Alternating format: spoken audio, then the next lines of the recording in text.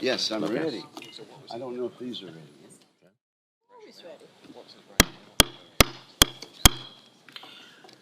Good morning. The committee meets today to consider the nomination of Mr. Derek Chollet to be Undersecretary of Defense for Policy and Ms. Cara Abercrombie to be the Assistant Secretary of Defense for Acquisition. I would like to thank the nominees for their service to the United States and their willingness to assume these important roles. I would also like to welcome the guests and family members who are here today. Mr. Chollet, I welcome your wife, Heather, and children, Lucas and Aaron. Ms. Abercrombie, I welcome your husband, David, your mother, Michelle, and father, Scott. I also want to recognize your daughter, Audrey, who I know is very proud of her mother. The committee is grateful to your families for their continued support of your service. Mr. Chollet, you have been nominated for a critical position in the Department of Defense. The Undersecretary of Defense for Policy serves as a principal advisor to the Secretary of Defense, leading the creation and coordination of national security policy within the department. You are well qualified for this role, having served in a number of key leadership positions in the Pentagon, the State Department, and the National Security Council.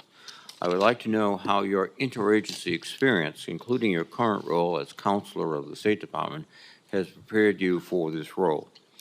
If confirmed, you would lead defense policy at a consequential time. There is a common understanding that the future of our national security is tied to the success of our competition with China. This competition is occurring across every field of national power, military, economic, political, technological, and more, and across every region of the world. To maintain our edge, the Department of Defense must dedicate urgent and sustained attention to each of these efforts. In particular, U.S. defense leaders must evolve the way we compete with China.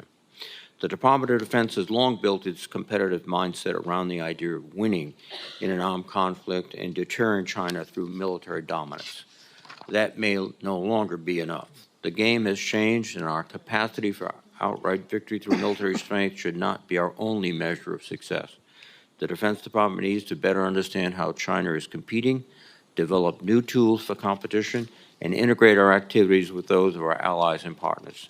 Mr. Chollet, I would ask for your views on how the Department should pursue these efforts. We also are in the midst of the greatest test of the NATO alliance since World War II. Throughout the war in Ukraine, a formidable number of our allies have joined together to support Ukraine on the battlefield and impose cost on Russia. We are at a pivotal moment in the war, and I would like to know your views on the U.S. military posture in Europe and how the U.S. and our allies should regard the global security environment moving forward. Indeed, all of our potential adversaries, including China, Russia, Iran, and North Korea, are seeking ways to win without fighting against the United States. The Department recently published its Joint Concept for Competing, which asserts that strategic competition is, I quote, an enduring condition to be managed, not a problem to be solved. I would ask for your opinion on how this should be pushed the Department to pursue every available opportunity to advance our national interest, including through smart investments in infrastructure and technology. Ms. Abercrombie, you are nominated to be the Assistant Secretary of Defense for Acquisition. If confirmed, you would serve as the principal advisor to the Undersecretary of Defense for Acquisition and Sustainment, advising the Undersecretary on the Defense Acquisition System, acquisition policy, and contracting. You bring an extensive record of government service to this role, including decades of leadership experience throughout the Department of Defense. I would like to know how your background has prepared you for this position and how it would inform your approach to defense acquisition. If confirmed, one of your highest priorities must be streamlining and expediting the acquisition process. We need to field equipment to our warfighters quickly while also ensuring acquisitions remain on budget. Although some progress has been made in recent years, the Department acquisition process still remains on the Government Accountability Office's high-risk list. I would like to know how you plan to implement acquisition policies and reforms, such as the adaptive acquisition framework, to speed up the process. Finally, in order for the Department to more effectively acquire defense weapon systems, you will be responsible for improving the data available to the Department. This should include securing access to the necessary data rights or intellectual property, as well as better understanding cost, pricing, and contractual data. Ms. Abercrombie, I would like to know how you would plan to address each of these issues. Thank you again to our nominees. Let me now recognize the ranking member, Senator Wicker. Thank you, Mr. Chairman. Today we're here to consider two positions that are among those important in the Department of Defense. I want to welcome you, Ms. Abercrombie, as well as your family. I also welcome Mr. Cholet and your wife and children. Glad to have you here today. It's worth setting some context as we begin this hearing. Recently, the Marine Corps Commandant, General Eric Smith, noted that our country is in something of an interwar period. He's right, and if we continue our current course, we risk transforming this moment from an interwar period to a pre-war period. I think we need to act and act quickly to prevent a war. As we face a growing threat from communist China, we need to pursue a policy of peace through strength. Strength. Unfortunately, when it comes to addressing our deterrence gaps, the current administration demonstrates a lack of urgency. It was President George H.W. Bush who said, when it comes to national defense, finishing second means finishing last. I agree with the former president, and right now we are finishing last when it comes to the military balance in the Western Pacific. So we must act quickly. Ms. Abercrombie, you have been nominated to the post of Assistant Secretary of Defense for Acquisition. You've had decades of experience in the Pentagon to prepare yourself for this position. I hope I can receive your commitment to work together to accelerate many of our most important procurement programs. For example, we need to work together on Harpoon anti-ship missiles. So let's talk about that. Mr. Cholet, you've been nominated to serve as Undersecretary of Defense for Policy, the third-ranking position in the department.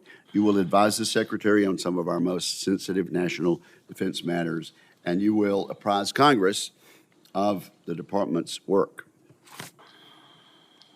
Mr. Cholet, the recent Undersecretary of Defense for Policy recently deflected House and Senate oversight efforts, made partisan comments unbecoming of his station, and demonstrated low regard for the authorities under the Constitution of the legislative branch. Many of his patterns of conduct were foreseeable given his public record.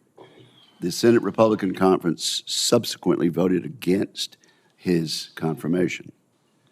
Members on my side of the aisle have many questions still unanswered from his tenure. Mr. Cholet, I would like you to articulate what you understand your relationship with Congress ought to be and how you intend to repair the degraded relations with Congress, particularly on this side of the aisle. The important post to which you've been nominated requires someone with discretion and sound professional judgment. Mr. Cholet, you exhibit an indisputably impressive record of public service. Yet I need to note that you've also made several comments in the past that cause me some concern, and I hope you can clarify them for me today. You have trivialized the situation on our southern border. You've claimed that the institutional military is infected by systemic racism, and you've suggested that our decision to leave Afghanistan was strategically sound, and these are just some of the disturbing comments. As this process moves forward, senators are going to have to consider whether these views are appropriate. Many senior general and flag officers have told this committee we are in the most dangerous moment since World War II. I appreciate the opportunity to discuss these comments with you in more detail and receive a full accounting of your views and qualifications. But for now, thank you both for being here, and we look forward to hearing your testimony. Thank you, Mr. Chairman. Thank you, Senator Wicker. Mr. Cholet, you're recognized for your opening statement. Well, thank you, Chairman Reed and Could Ranking you bring Member that microphone as close as possible? and Ranking Member Wicker and distinguished members of the committee. I really appreciate the opportunity to appear before you today. I'd like to thank President Biden for my nomination and Secretary Austin and Deputy Secretary Hicks for their confidence in me. I would also like to thank Secretary of State Blinken and all of my teammates at the Department of State for being such terrific colleagues over the last 2.5 years and for all they do every day around the world on behalf of the American people.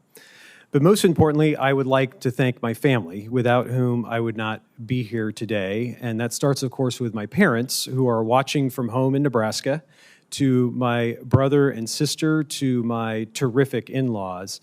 But most important, of course, I owe my greatest thanks to the family that is with me here today, my son, Lucas, my daughter, Erin, and my wife, Heather Hostetter.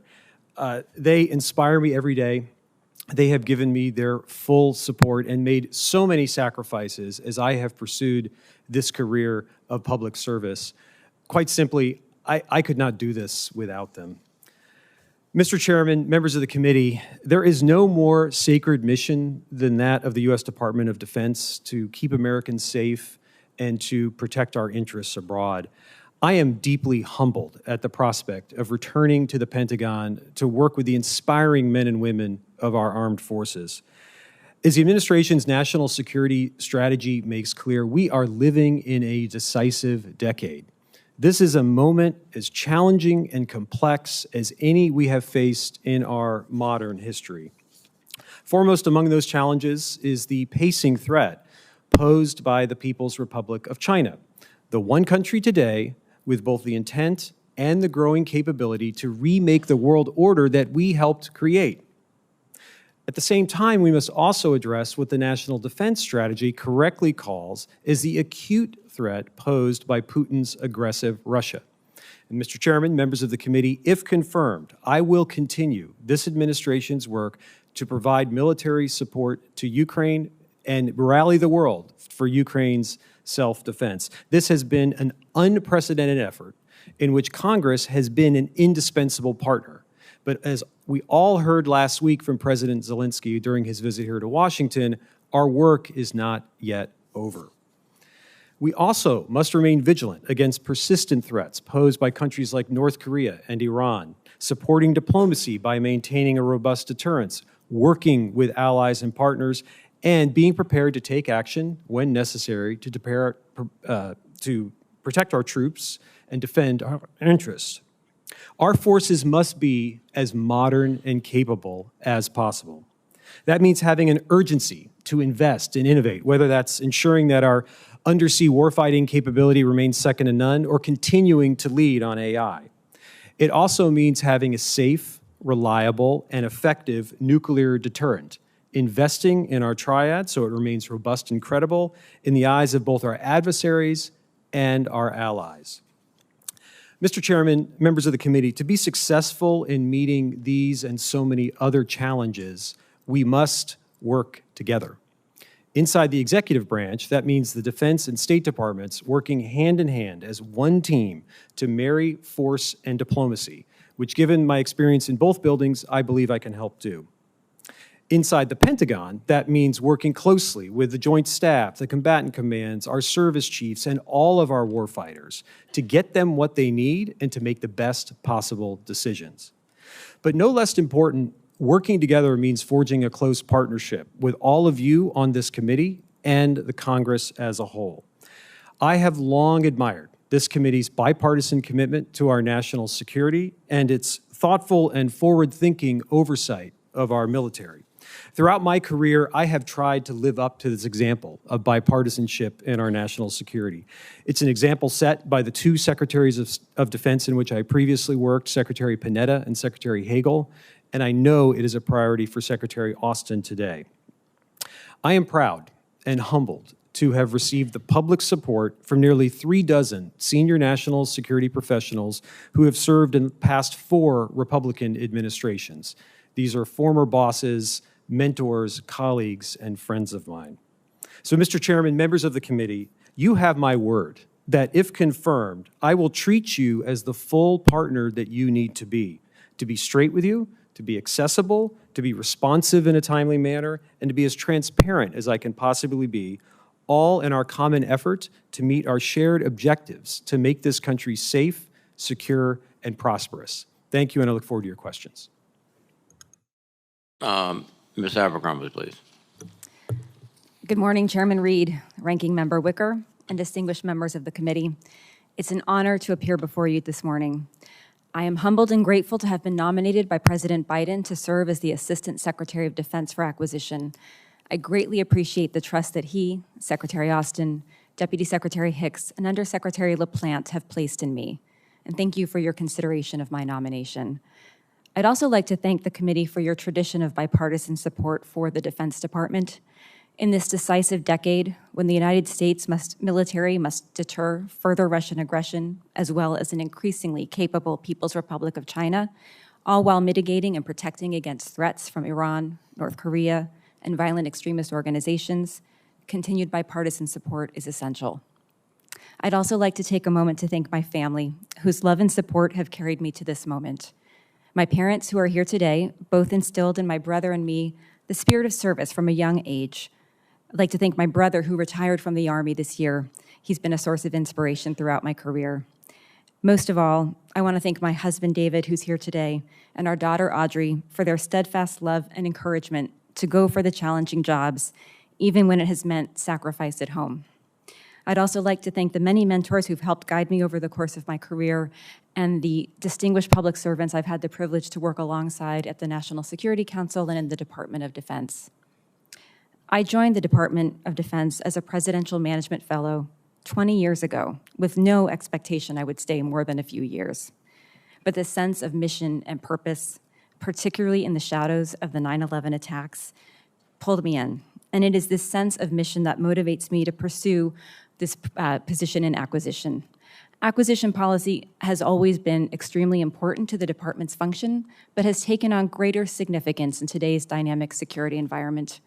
As warfighting has expanded into newer domains like space and cyber, with innovation moving at an increasingly rapid clip, and with new technologies being developed by non-traditional sources, we cannot be satisfied with business as usual. We no longer can wait decades to bring programs to fruition. Our ability to deliver capability to the warfighter rapidly is absolutely critical to ensuring the United States military remains the finest fighting force in the world. And as the nature of warfighting evolves, so must our acquisition policy become more agile, more responsive, and able to procure new capabilities from a variety of suppliers. I believe my 2 decades of government service have prepared me well for this position. I've served in multiple senior roles in the department, building and leading teams to tackle a diverse range of issues, from deepening defense partnerships in Asia to revamping management of the security cooperation workforce. In my current capacity at the National Security Council, I have worked closely with leaders across the department, helping translate presidential national security policy objectives into concrete actions. I have a deep understanding of defense strategy and policy, and the outcomes we need our acquisition policy to achieve. In my years of working with our military, as well as the militaries of our allies and partners, I have seen firsthand how the limitations of our acquisition system and of our defense industrial base, such as severe barriers to entry for non-traditional suppliers, supply chain and production delays, and workforce recruitment, retention, and training challenges, create complications not only in getting capability to ourselves, but to the partners we need to fight alongside us. I have an intimate knowledge of the department and its processes and a proven track record of working with and across department components to get things done, meeting objectives within defined timelines. If confirmed as the Assistant Secretary of Defense for Acquisition, I will bring to bear this expertise, my personal credibility with stakeholders across the department, and the leadership and management experience to head the talented OSD acquisitions team and ensure it evolves and adapts policies and practices to support not only the warfighter of today, but the warfighter of the future. I commit to this committee that I will ensure the Department of Defense embraces flexibility, adopts new approaches to enable speed and scale, bringing the best capability to the warfighter from a diverse range of providers, all while maintaining good oversight and transparency and providing value to the U.S. taxpayer. Chairman Reed, I pledge to do this in close partnership with stakeholders if confirmed, with the committee across the department, and certainly with our industry partners as well. If confirmed, I pledge to work closely with this committee to maintain open lines of communication and to provide the transparency that you require to exercise your oversight. Thank you, and I look forward to your questions. Thank you very much. I have a series of standard questions for all nominees. You may respond together appropriately. Have you adhered to applicable laws and regulations governing conflicts of interest? Yes. Yes, Senator. Have you assumed any duties or taken any actions that would appear to presume the outcome of the confirmation process?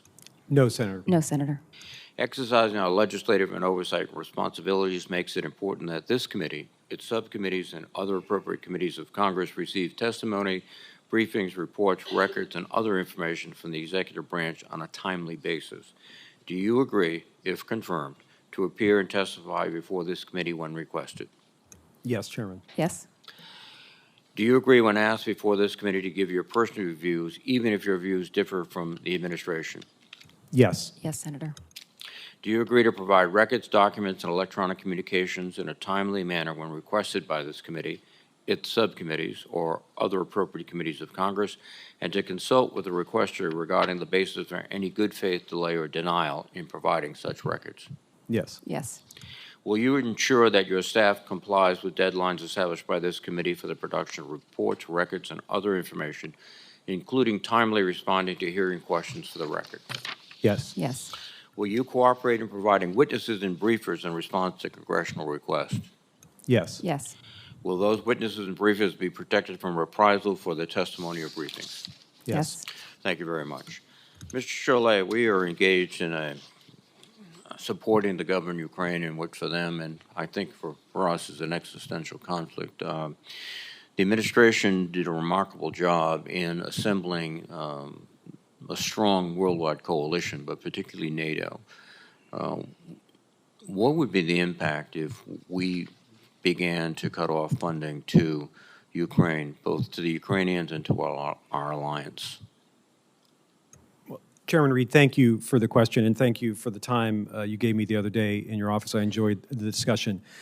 The impact if the U.S. were to stop providing significant support to Ukraine would be devastating. It'd be devastating, first and foremost, to Ukraine, which is putting good use of this assistance we've been providing them, but also to this very, very impressive alliance that has been formed over the last 20 months. 50-some countries are contributing in some way to the effort in Ukraine, and these are countries not just from Europe. These are countries all around the world that are providing some form of military assistance.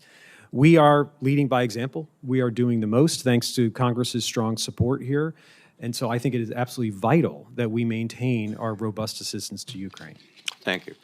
Ms. Abercrombie, sort of working backwards, particularly in the Indo-Pacific, we could have situations where we have equipment that needs to be repaired, but the prospect of getting civilian contractors into islands in the Philippines is not that feasible, which drives me to the point I'd like to make is that we have to be able to fix those types of equipment in very difficult circumstances. That means we need the intellectual property, we need the data, which the companies now routinely keep. And I think also you might comment on whether this would help us with respect to sustainment costs if the work is being done by military personnel and not exclusively by contractors. Go ahead. Chairman Reed, thanks for raising this very important question, and thank you for the time in your office last week. So I agree, intellectual property rights are something that the department must take a new approach to. It's different than we have done in the past. And I do believe that the department is moving in the right direction. But if confirmed, Senator, what I would pledge to do is make sure the workforce is making adequate use of the flexible acquisition policies that we do have in place for software acquisition to make sure we're building that discussion in from the beginning of the contracting process. I also think there's a way to work in partnership with industry to make sure we can have that IP access to do just precisely what you have suggested, which is to give the warfighter access in the field in the time of need without infringing upon industry's investments in the intellectual property itself. Thank you. One of the senses I have is that the COCOMs have really specific graphic and information about what they need. In your role, will you stay in close contact with the COCOMs? In fact, some of them have resources to develop systems that might be very effective if it's deployed throughout the service. Will you maintain that kind of close cooperation? Senator Reed, yes, if confirmed, I think it's my duty to make sure I've got good connections with all the sources of innovation across the department, including the COCOMs. Thank you. Mr. Cholet, China is the pacing threat. Taiwan is the most significant issue among many that divides us. Our strategy so far has been deemed strategic ambiguity. People have suggested we abandon that and declare much more forcefully and explicitly our commitment to Taiwan. Avril Haines, before, has commented that this would be deeply destabilizing and would solidify Chinese perceptions that the U.S. is bent on constraining their rise and produce more aggressive behavior. What is your sort of take on that? Thank you, Chairman Reed. I agree with the DNI on the importance of strategic ambiguity. It has served us quite well for several decades now as we have worked to provide critical military support to Taiwan, guided by the Taiwan Relations Act. I should say that this is an area where Congress has been a leader since 1979 and the passage of the Taiwan Relations Act. So if confirmed, I would look forward to working with all of you to ensure that we're doing whatever we can to provide support to Taiwan, because the freedom of that democracy is absolutely critical to our interests. There's I have just a few seconds left, so this may be more of a comment than a question, but there's a very difficult dynamic going on. To the extent that we build up Taiwan, and it looks as if it becomes more and more impregnable, it might force the Chinese to do something dramatic and aggressive. How do you churn to balance that very difficult dynamic? It is a very difficult dynamic, but I think the facts show that the PRC is building up capability at a very alarming rate to threaten Taiwan. It's important for the United States to work with Taiwan to maintain deterrence across the Taiwan Strait, and if confirmed, that will be one of my missions. Thank you very much. Senator Wicker, please. Thank you very much. Try to cover a lot of things. Ms. Abercrombie, more than $44 billion has been appropriated for weapons to support Ukraine since the start of the conflict a year and a half ago. Yet a recent fact sheet shows that 62% of the funds have not even been put on contract. Do you think this is correct? And if confirmed, will you take steps to clear this backlog as soon as possible? Senator Wicker, thank you for your question, and thank you for the time in your office last week. If confirmed, Senator, I will absolutely commit to you that I will focus on ensuring we are contracting using all the funds that Congress has appropriated for the Ukraine backfill effort and for Ukraine itself and getting those on contract. My understanding in speaking with the Department of the Army is that they have at least a 60% contracted rate going forward. But Senator, I pledge to look into that if confirmed across all the services. Hope we can solve that. I understand from our experts that a few hundred harpoons on Taiwan could significantly blunt Chinese amphibious advances. But the contracting timelines for harpoons have been far too long, and senior leadership has not exerted any pressure to fix this problem. How can we fix this problem? And do you agree that just a few hundred harpoons would be a significant help to Taiwan? Senator, my understanding is based on prior positions is that indeed harpoons would be a very effective weapon system for Taiwan, and agree with you that the contracting process has taken far too long. If confirmed, I pledge to take a hard look at the FMS programs with Taiwan and look at ways we can shorten the contracting timelines through conversations with industry as well as with the partner, and take a look at foreign military sales improvement overall. Okay, I hope you will get back to us quickly on that. And I'll make that specific request. Absolutely. In writing for this hearing. Now, Mr. Cholet, you and I had a very nice conversation too. You had a role with the State Department with regard to the withdrawal from Afghanistan. Is that correct? Senator, again, thanks again for the time the other day. I really appreciated the conversation. As a senior advisor to Secretary Blinken, I'm sort of a utility infielder for the Secretary. So during the evacuation, it was an all-hands-on-deck exercise, and I did whatever I could to try to solve problems, which included working mainly with our allies and partners as we were coordinating this multinational effort of the evacuation. In an interview with George Stephanopoulos, the president said, and I quote, "If there's American citizens left, we're going to stay and get them out. The question was, would the U.S. troops stay beyond August 31st if there were still Americans to evacuate? The president's response was in the affirmative. When did you realize that the president was not going to do this? Well, Senator, thanks for the question. My memory is that the president received a unanimous recommendation from his advisors to have all of our troops out by August 31st, which was, of course, several months after the original May 1st deadline to have all of our troops out under the Doha Agreement. That, in fact, did not happen. Sorry, sir. That said, all of our work to get the people out of Afghanistan who have wanted to leave, and there was 120,000 during the evacuation in August of 2021.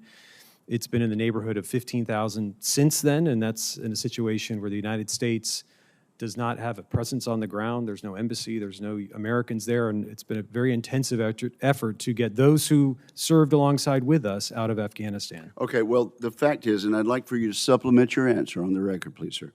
The president did, in fact, withdraw all U.S. troops without evacuating all the Americans who wanted to leave. So I'll ask you to supplement that answer on the record. Did you say in response to an Associated Press quote about the southern border, quote, that this is a security threat is preposterous and not supported by the evidence, unquote? Did you say that? Senator Wicker, I don't recall that comment, but what I can tell you is I believe that we need to have a safe and secure border. We are not there yet. The Defense Department plays a critical supporting role to the Department of Homeland Security, Customs and Border Protection. I know Secretary Austin just recently has augmented the troops down to help assist with the southern border. And so if confirmed, that is something I would continue to work on. Okay, so you, at least now, you do believe that the situation on the southern border is a security threat, and you that you at DOD now will have a specific role to counter the cartels there on the southern border. Senator, yes. What I believe is that DOD plays a critical supporting role to other agencies and state and local partners in helping secure that border. If confirmed, I will continue to ensure that it plays that role. Thank you, sir. Thank you, Mr. Chairman. Thank you, Senator Wicker. Senator Sheen, please. Thank you. Congratulations, Mr. Chalet, Ms. Abercrombie. Excuse me. Congratulations on your nomination. Thank you to both of you and your families for your willingness to continue to serve this country. Mr. Chalet, I really have appreciated your engagement in the Western Balkans during your time at the Department of State. It's not lost on me that another conflict in Europe at this time would be particularly problematic, and I know that you were very important in helping to bring Kosovo and Serbia to the table to try and address the conflict between those two countries. And part of ensuring that peace in the region is NATO's KFOR force, and I wonder if you could talk about how you see working with General Cavoli and U.S. European Command to ensure that KFOR both has the resources that it needs and looks at whether there needs to be an expanded mission given the recent violence in the northern part of Kosovo. Senator Shaheen, thank you again for the question. Thank you for all of your leadership in this effort, because the engagement of the Congress in the Western Balkans has been absolutely critical to our overall efforts. Unfortunately, the situation across the Western Balkans remains very unstable. As you know, we both had the opportunity to see the Bosnian foreign minister a few days ago, who said to me, we need to be worried about a Russian bear being in the belly of Europe. And so instability in the Western Balkans would not stay in the Western Balkans. And so that's why it's important for all of us to work to see that we can bring lasting peace to that region. The situation in Kosovo and Serbia has been troubling for some time, and there was another flare-up of violence over the weekend. I spoke just a few days ago with the president of Serbia, as well as the prime minister of Kosovo, to try to tamp down some of those tensions. But the important role that the Defense Department plays in supporting KFOR, the NATO mission in Kosovo, which is helping to keep the peace in northern Kosovo, is absolutely essential. So if confirmed, I would work with General Cavoli and the entire EUCOM family, as well as our NATO partners, to ensure that we're doing what we need to have enough capability so that KFOR can help keep the peace in this critical part of the world. Well, thank you. And as we think about the need for other peacekeeping forces in the Balkans, obviously the EUFOR mission is very important in Bosnia-Herzegovina, and they are coming up on another reauthorization that needs to happen at the UN at the end of October. Can you talk about the prospects for that reauthorization? Sure. Thank you, Senator Shaheen. I had an opportunity to speak with the Bosnian foreign minister about this the other day. I think the prospects are looking better, although we are not there yet. We still have some time before that authorization will happen. Last year, it was a close-run thing, and so I can tell you that from the State Department perspective right now, we are working hard to ensure that that EUFOR mandate gets expanded or gets renewed in Bosnia. Thinking about, if confirmed, a Defense Department angle, it's to ensure that we are doing whatever we can from a DoD perspective to ensure that we're trying to keep the peace in Bosnia. Well, and as the foreign minister pointed out, if EUFOR fails, then NATO would be a last resort, which I assume would not be something that some of the elements in Bosnia-Herzegovina would be interested in seeing. Senator, that's absolutely right. Thank you. Ms. Abercrombie, you've talked about the challenge of balancing the commercial technology services that are available and the department's need to use those. One of those efforts that got a lot of attention was Starlink's role in the Ukraine war. So how can we ensure that if there are commercial contracts with the department, that the decisions made about how those services are used are based on policy that the department and this country believe are in the best interests of the department, not in the best interests of a commercial entity?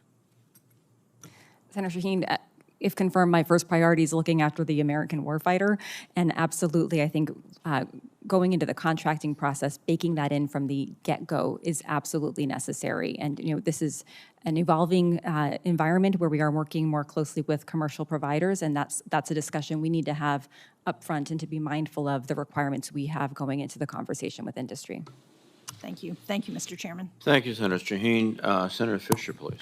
Thank you, Mr. Chairman, and thank you, Ms. Abercrombie and Mr. Cholet and your families for stepping forward to continue to serve your country. I appreciate that. Mr. Cholet, China remains the pacing threat that we face, and do you believe that the department is appropriately postured to meet that threat? Senator Fisher, thanks for the question and thanks for the time the other day in your office. I really appreciated the conversation. I know that the Defense Department is working hard at getting at that threat. If confirmed, one of the first things I will do on the job is open up the hood and make my own assessment of how we are doing. But I know that there's been a tremendous amount of investment and energy put into this. But the PRC, as you said, is rapidly innovating and modernizing, and that's why it is the pacing challenge we face for this century. How do you believe the department should balance the readiness that's needed today with the modernization that we have to look for in the long term? Thanks for the question. We have to have the urgency to innovate and invest, and we need to ensure that we are investing in the future. So it is a very difficult balancing act. It's one that will be foremost on my mind if confirmed in this position, because of course we have the threats of today that are very urgent and complex, but even more concerning are the threats of tomorrow. How do you think the department should prioritize those investments? Well, I think in some ways it's going to be case by case because it's going to be balancing risk across regions, across priorities. My sense from looking at it from the outside across the river over the last several years is it's been balancing it relatively effectively, thanks to the cooperation and support and the leadership of many in the Congress. I think in the Indo-Pacific, for example, the Pacific Deterrence Initiative has been a very great innovation, and I'm glad the Defense Department has invested so much in its recent budget in PDI. How much risk would you be willing to assume, and how do you balance that, or are you risk averse?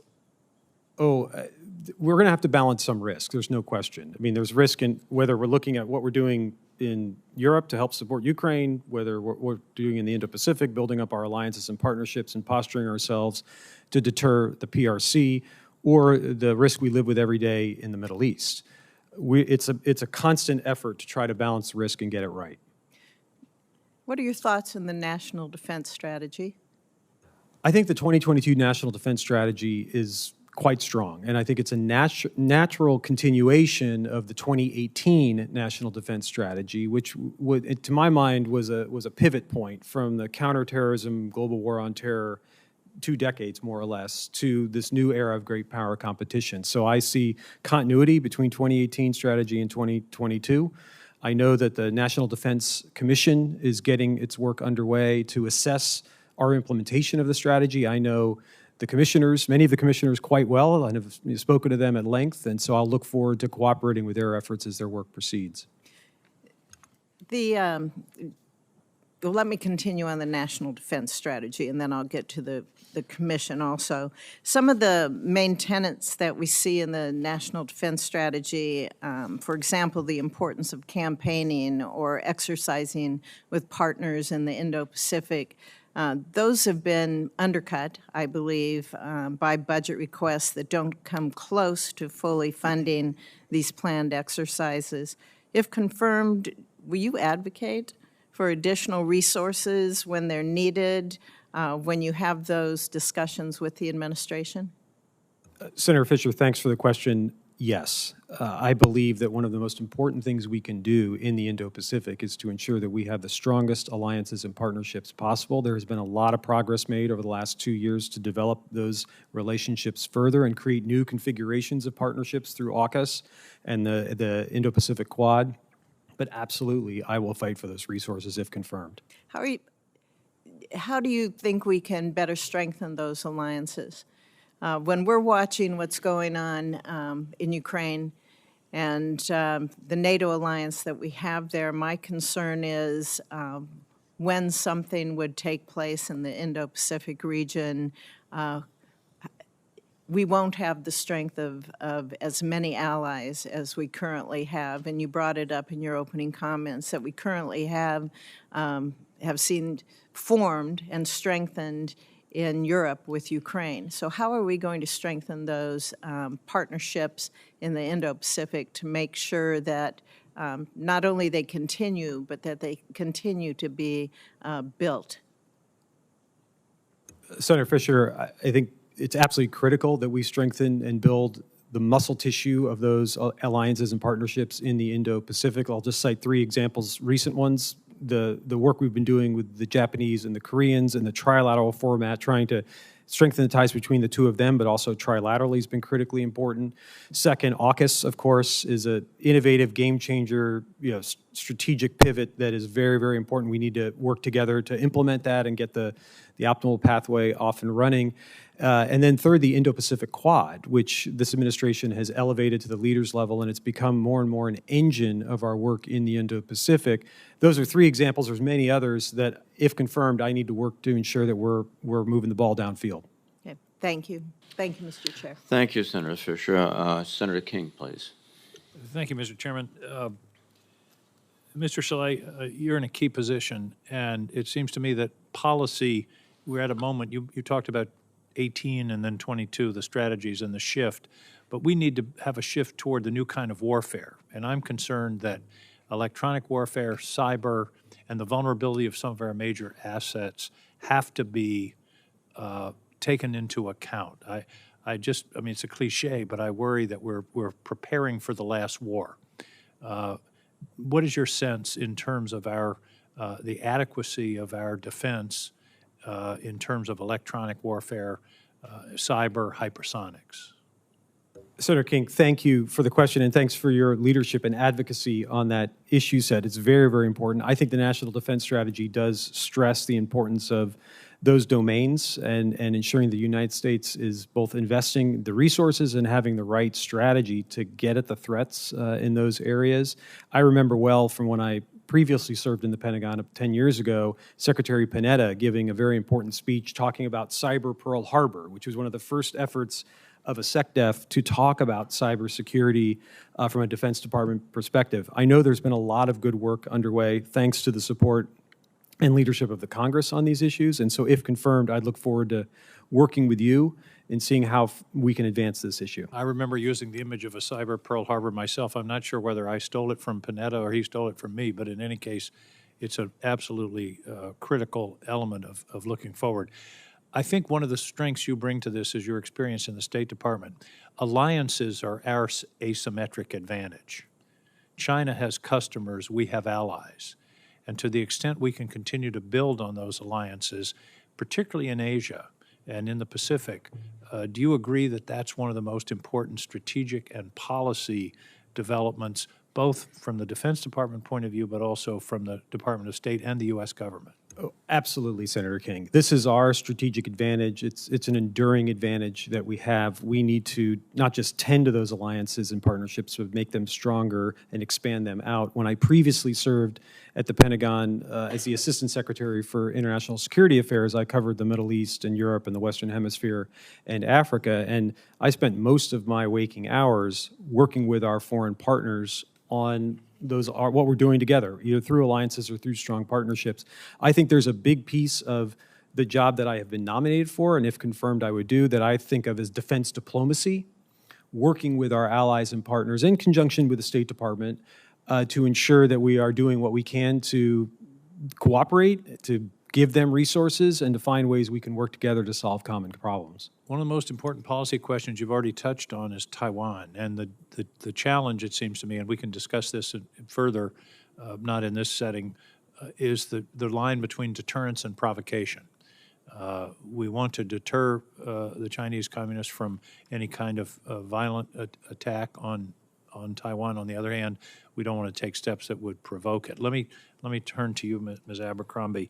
I was trying to get a hold of Tom Tillis's handgun spec, which is an 8-inch stack of paper. We've got to do more off-the-shelf acquisition and not pay ridiculous amounts of money for custom platforms and devices and whatever it is the military needs. Do you agree? Absolutely, Senator. Yes. I think we have so many innovations happening in the commercial sector today that it is incumbent upon the Defense Department to look outside for those developments as well as inside. I hope you start with what can we find off the shelf rather than what can we design and have custom built. I hope that you want to flip that premise.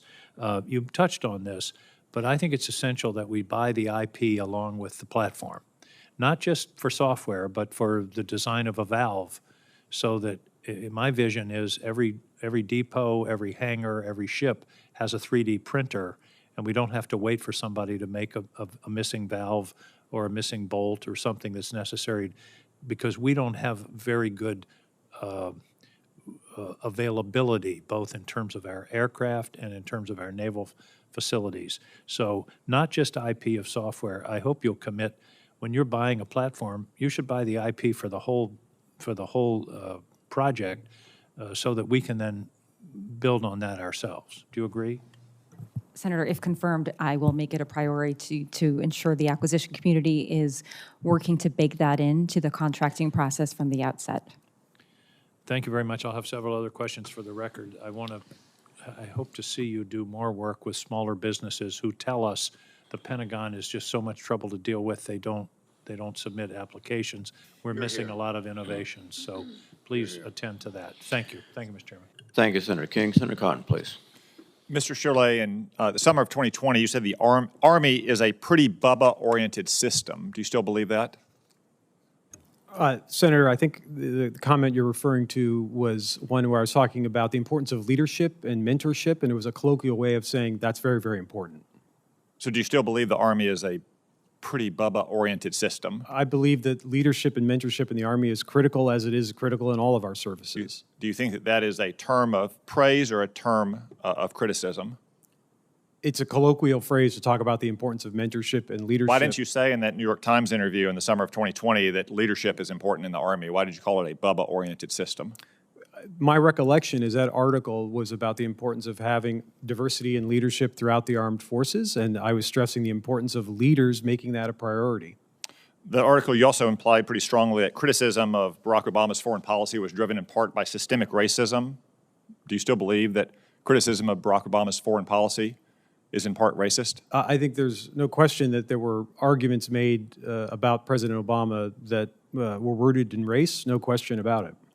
Let's consider some of those decisions in which you played a part. You defended strongly the Syrian Red Line fiasco as late as 2016. Do you still believe it was correct for President Obama not to enforce his own red line in Syria? I believe it was an accomplishment for the United States working with a multinational coalition to get 1,300 tons of chemical weapons out of Syria. Relying on Vladimir Putin.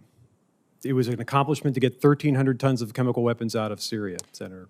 You obviously didn't get it all out of Syria because Bashar al-Assad later gassed his own people again, didn't he? He used chemical weapons which were made out of chlorine, industrial chemicals, which was not part of his chemical weapons program. Do you believe it was correct for Donald Trump to enforce Barack Obama's own red line when he bombed Bashar al-Assad after gassing his own people? I believe it was important for the United States to engage in the counter-ISIL campaign, which began in the fall of 2014. So yes or no? Did you support Donald Trump's decision to enforce Barack Obama's own red line? I don't recall that decision. You don't recall bombing Syria during Donald Trump's presidency? In that specific incident, Senator, I don't recall. So one thing that Barack Obama did 10 years ago was toss the decision to bomb Syria to Congress, looking for a scapegoat. Obviously, he did not submit the decision to bomb Libya to Congress in 2011. What's the difference? Why did we need congressional approval to bomb Syria in 2013 but not Libya in 2011? Senator, I can't speak for President Obama on this. You were on the White House staff at the time in 2011, right?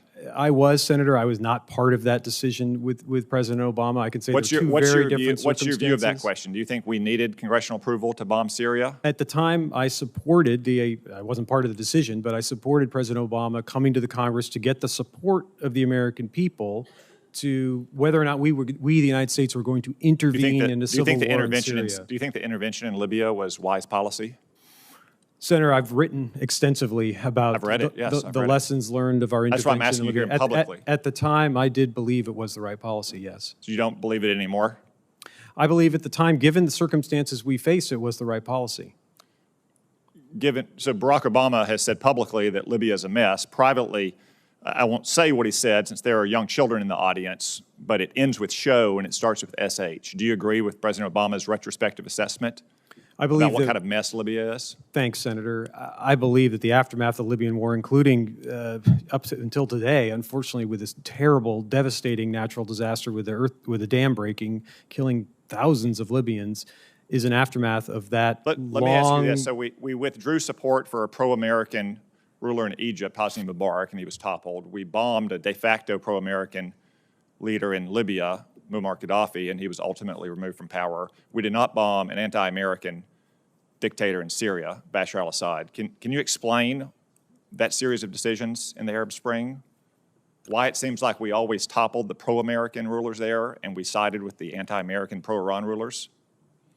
Senator, again, thanks for the question, and I have thought and written extensively about this. I believed at the time, and I believe now, it was a correct decision not to intervene directly in that Syrian civil war, but it was also the correct decision to intervene directly to conduct the counter-ISIL campaign, which the United States began with the support of Congress in the fall of 2014. Okay, let me turn to your judgment on a contemporary matter. So the Biden administration has been racked by unwarranted anxiety about threats of escalation in Ukraine. So members of this committee in both parties have repeatedly pointed out how there's been one weapon system after another, the latest one being ATACMS, that President Biden has refused to send to Ukraine, only to reverse himself 3 or 6 or 9 months later. A long-standing pattern. In retrospect, do you agree there's any weapon system that the Biden administration should have sent earlier than it finally ended up sending him? Or do you think it's pitched a perfect game on every decision? Oh, I don't think anyone presumed there's been a perfect game pitched, for sure, but I am satisfied with the amount of assistance that the United States, with the support of the Congress, has provided. I didn't say if you're satisfied or the overall. I'm saying that there's been probably at least a dozen different weapon systems. The latest ATACMS, F-16s, Abrams tanks, cluster munitions, in which the Biden administration has ruled them out, only to turn around and deliver them 3, 6, 9 months later. Is there any specific weapon system that you think the Biden administration made a mistake on, that it ultimately delivered and it should have delivered earlier? Senator, I'm proud of the administration's record on providing an unprecedented amount of assistance to Ukraine, $44 billion. My time's up. I would take that as a no, and yet another example of the bad judgment you've displayed for a very long time on these critical foreign policy questions. Thank you, Senator Cotton. Senator Hirono, please. Thank you, Mr. Chairman. I asked the following two initial questions of all nominees who come before any of my committees. So I will ask these questions of you. I will start with Mr. Shello. Since you became a legal adult, have you ever made unwanted requests for sexual favors or committed any verbal or physical harassment or assault of a sexual nature? No, Senator. Ms. Abercrombie? No, Senator. Have you ever faced discipline or entered into a settlement related to this kind of conduct? No, Senator. No, Senator. For Mr. Chalet, the compacts of free association and the monetary assistance within them are inextricably tied to U.S. Indo-PACOM posture and national security. Are you familiar with the compacts and their purposes? Senator Hirono, thanks for the question. I really appreciate our time the other week talking about this and many other issues in your office. I am very familiar with the so-called COFA agreements and their critical importance to our security. Good, because can you expound a little bit more about why these compacts are of critical importance, and even as we are pretty much negotiating those compacts even as we speak? We Can you indeed are. expound a little bit more on why they're so important? Sure, Senator. These compacts help provide critical access to our forces and personnel throughout the Pacific Islands, which, given the challenges we are facing in the Indo-Pacific, particularly emanating from the PRC, that access is absolutely critical to our security.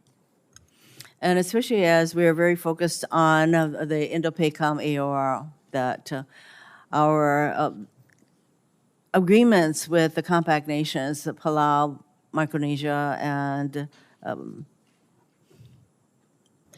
sorry, Marshall Senator. Islands. Very important. Thank you. So for you again, missile technology has rapidly developed and perhaps now has even outpaced our policy process. As our adversaries modernize, we must adapt to ensure strategic locations like Hawaii are protected. How do you believe the DoD can improve its policies regarding cruise and hypersonic missile defense of the homeland? Senator, thank you. And thank you for your continued advocacy on this issue set. Obviously, the defense of Hawaii and defense of Guam are absolutely critical to our security. My understanding, Senator, is that Hawaii has the same protection as the 49 other states. And I know the department has been making some critical investments in upgrading our missile defense posture to cover Hawaii. If confirmed, I can pledge to you that I will continue to remain very focused on this, and we'll look forward, if confirmed, in working with you and your team to ensure we're doing what we need to do to ensure Hawaii's protection. Thank you very much, because there was a time when there was a particular kind of radar system that was going to be placed in Hawaii, and that is no longer the case, and that is why I continue to pursue missile defense of Hawaii, and I will work with you, of course, should you be confirmed. For you again, I introduced a bill last year to establish embassies in several Pacific Islands, so I particularly appreciate the administration's announcements at the Pacific Island Forum Summit this week. Improving relationships in the Pacific, both diplomatically and with military-to-military engagements, is foundational to national security. If nominated, well, you have been nominated, how would you use your State Department and DoD experience to build on DoD's efforts in campaigning and demonstrating our commitment to allies in the region? Thank you, Senator Hirono. Our work to strengthen our partnerships with the Pacific Islands has been quite intense over the last year. President Biden, as you noted, just on Monday, hosted his second summit of Pacific Island leaders. Secretary Blinken, just 2 days ago, met with the Pacific Island leaders from Palau, the Marshall Islands, and Micronesia to talk about the COFA process. So I can tell you, if confirmed, I would certainly carry this effort forward at the Pentagon, because this is a critical set of relationships for the Department of Defense. The State Department has been in the lead in negotiating these agreements, but the benefits are really with the Department of Defense. And I think that the more we are diplomatically engaged, not just militarily engaged with our island nation friends, it's important because, for example, places like the Solomon Islands, that China is very much engaged in what is going on there. And I would note that with regard to the COFA negotiations, we need to complete our agreements with the Marshallese. And my hope is that we're going to see our way through to enable them to sign on to this 20-year compact that is critical to our national defense. Thank you, Mr. Chairman. Thank you, Senator Rono. Senator Rounds, please. Thank you, Mr. Chairman. Ms. Abercrombie and Mr. Chalet, first of all, thank you to both of you for your service to our country. Mr. Chalet, we discussed the impact of auctioning off the 3.1 to 3.45 gigahertz band of the spectrum and the impact it would have on DoD capabilities when you were in my office briefly. Most importantly, we have now asked 22 separate uniformed officers in a row about their opinion as to whether or not that particular part of the spectrum should be sold or shared with commercial interests. Not one of them has been supportive of that approach. In fact, the Navy stated that transitioning the systems operating on the lower band would cost over $260 billion. Additionally, the impact to Homeland Defense would be dramatic and span several decades. Based on your knowledge of this issue and the testimony of senior uniformed officers, what would be your advice to the Secretary of Defense on the auctioning of the 3.1 to 3.45 gigahertz portion of the spectrum? Thank you, Senator Rounds, and I really appreciate the time you gave me the other day speak in your office. First, and also thank you for what you have been doing to champion this issue and make sure that we all understand the implications of the importance of this part of the spectrum. Based on everything I have heard, I would associate myself with the concerns that have been expressed to this committee about the auctioning off and the importance of that part of the spectrum to our national security. And so I would advise the Secretary to tread very carefully here. And I know that there's been a report done that I have not yet had a chance to see. If confirmed, I would ask to see that on day one to better understand about how we can move forward on this, but I fully appreciate the national security implications. Okay, thank you. Let me just ask, and Ms. Abercrombie, I've appreciated the discussions that we have had. I don't have a lot of questions for you today, but I do want to follow up Mr. Chalet with a couple of questions, specifically with regard to reports. I agree that that report needs to come out, and I think the more we share, you've indicated that you would be very open in sharing the information back and forth. You currently, in the Department of State, have the opportunities to share information as well. You've already had a beginning discussion with regard to what happened in Afghanistan, and I don't think there's anybody that thinks that that was a perfect operation in any way, shape, or form. We were able to discuss briefly in our office the withdrawal from Afghanistan, and as I mentioned before, many of us still have unanswered questions about the sequence of events and decisions that were made over a period of time, literally of months and days. As the State Department's counselor, do you commit to making the State Department's classified after-action report on Afghanistan available to the members of this committee? Well, thank you, Senator, for the question, and you're absolutely right. We need to have accountability and learn lessons from not just what happened in August of 2021, but the 20-year war that the United States fought with Afghanistan. I'm going to run out of time, but this is important because you're moving into a position in the Department of Defense where you're going to be making policy recommendations. Part of that means sharing good information with members of this committee to either gain support or to literally revisit whether or not those recommendations are appropriate or not. Pretty straightforward as to whether or not, as the counselor for the Department of State, are you prepared in your current position to make that report available? I'm not asking you to declassify it, but it should be made available to members here so that we can see it. What's your opinion as a policymaker in your current position? Are you prepared to make that available to members of this committee? Senator, as you know, the State Department has provided that report to the Oversight Committee, the Senate Foreign Relations Committee, as well as on the House side, and also published portions of that report on the web, on the State Department website. I would commit to you to taking it back to my State Department colleagues and noting your desire That's to fair. have that committee. Would you be prepared to take that back and to have the report back to us prior to a vote on your confirmation? Senator, it's not my decision on whether or not to share these reports, but I certainly will take back your question and advocate on behalf. I believe we should be as transparent as we can be with Do you the believe that Congress that on should this. be made available to this committee? It was members of the Department of Defense that actually were participating that day in Afghanistan when we lost 13 members. Absolutely, and I think every day about the 2,400 lost and the 13 lost at Abbey Gate. The reason why I ask it is this is a test. This is a test to find out whether or not in the future you would also work with us on getting the information that we need to either question the policy recommendations that you've made or to support those policies. I think this committee does a great job on a bipartisan basis, but we've got to be able to have the information to make those recommendations and to learn the reasoning behind them. Do you understand the reason why I'm asking for that report to be made public and the reason why I think it's so important that you be in a position to comfortably be able to go back to the bosses and to say, we need to make these reports available so that they can either support or ask questions about the decisions that are made? Senator, I can commit to you that I will take that back to my State Department colleagues and make the case. Okay. Thank you, Mr. Chair. Thank you, Mr. Chairman. Thank you, Senator sir. Rounds. Senator Warren, please. Thank you, Mr. Chairman. Mr. Chalet, Ms. Abercrombie, it is good to see you both here. Congratulations on your nomination.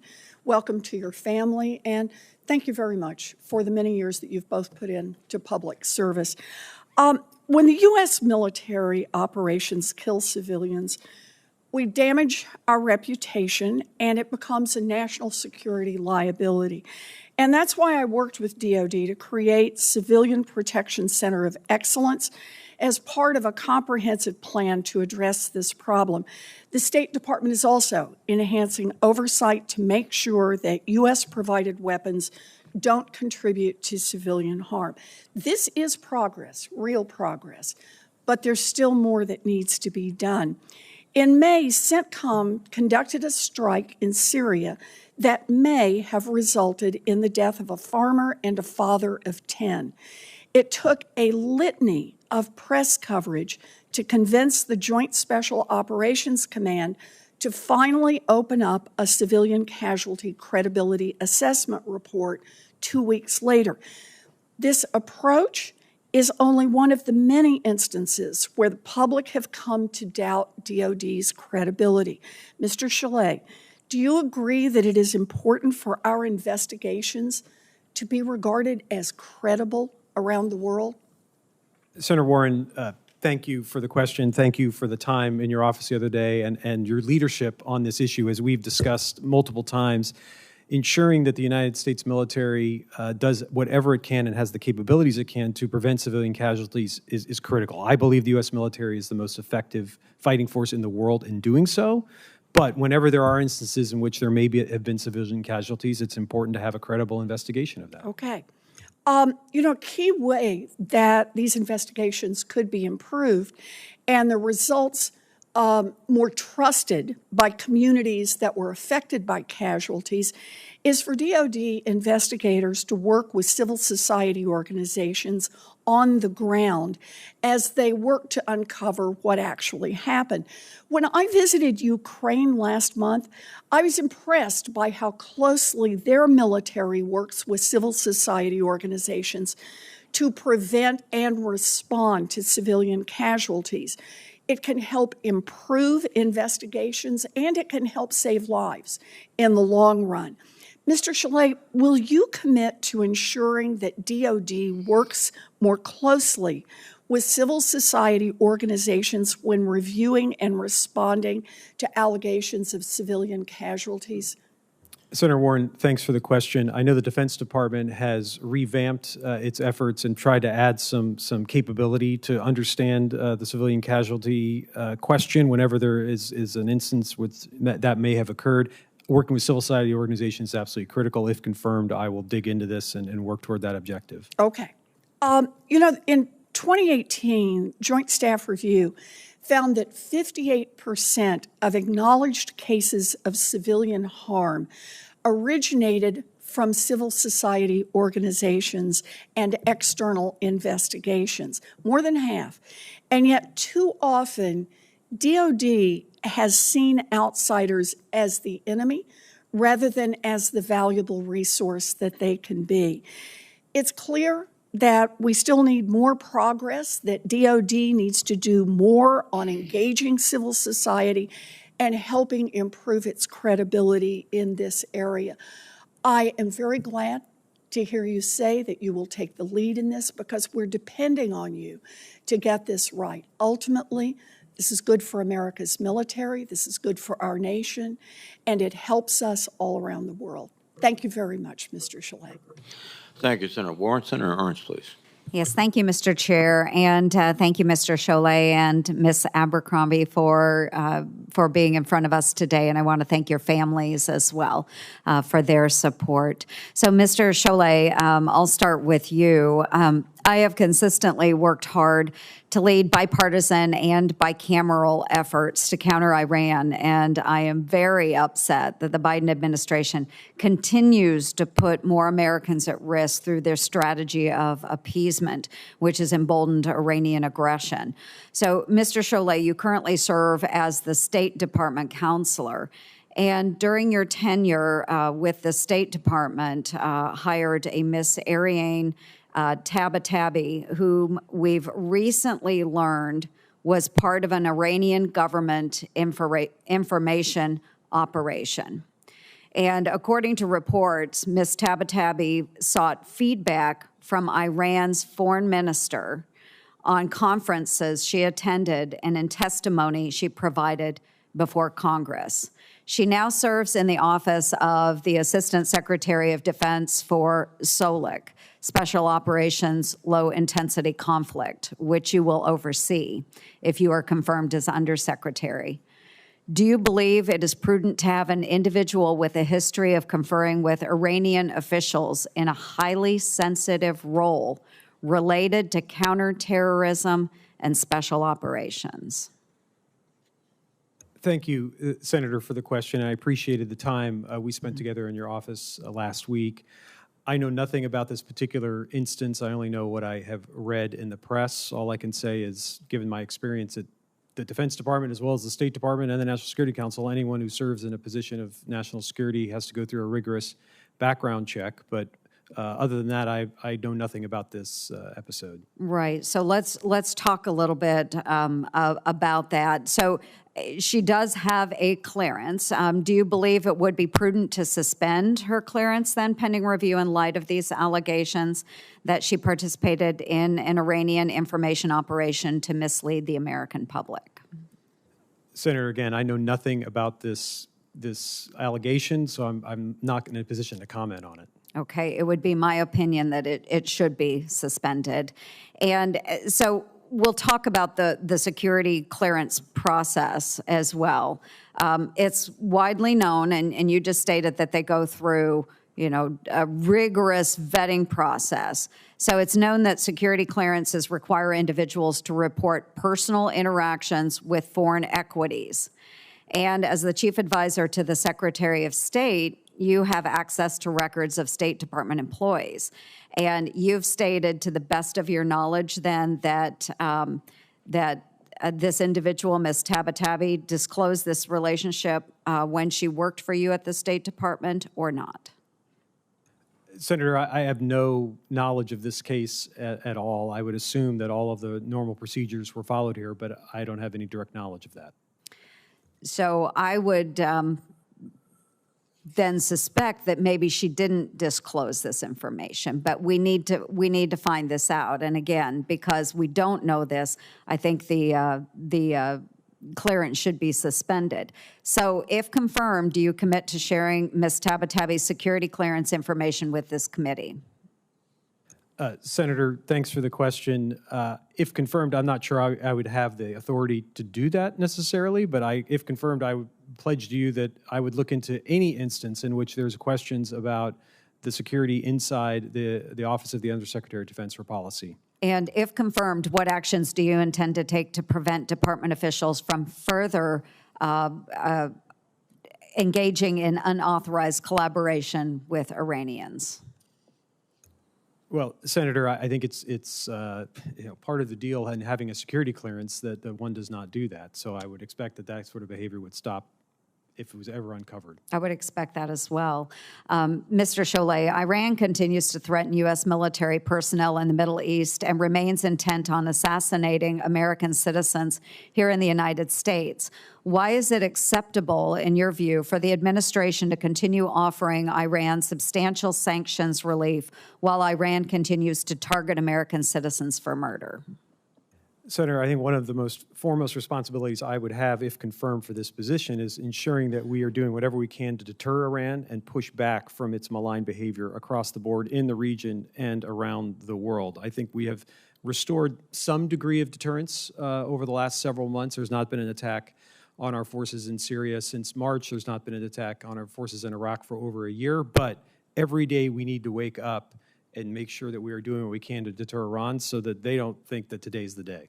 Yeah, and obviously, Mr. Cholet, the administration's view of Iran and my view of Iran is very, very different.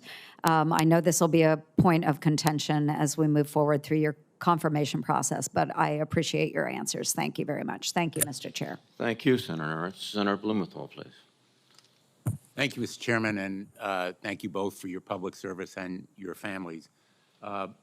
Ms. Abercrombie, I'm deeply concerned about the apparent shortfall that we are seeing in ammunition going to Ukraine.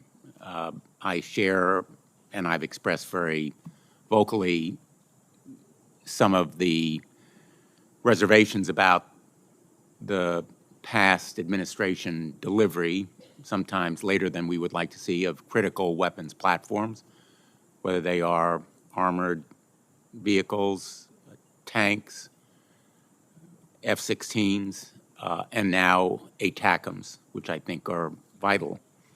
But there should be no question that the 155 millimeter artillery shells are needed to produce at a much heightened rate.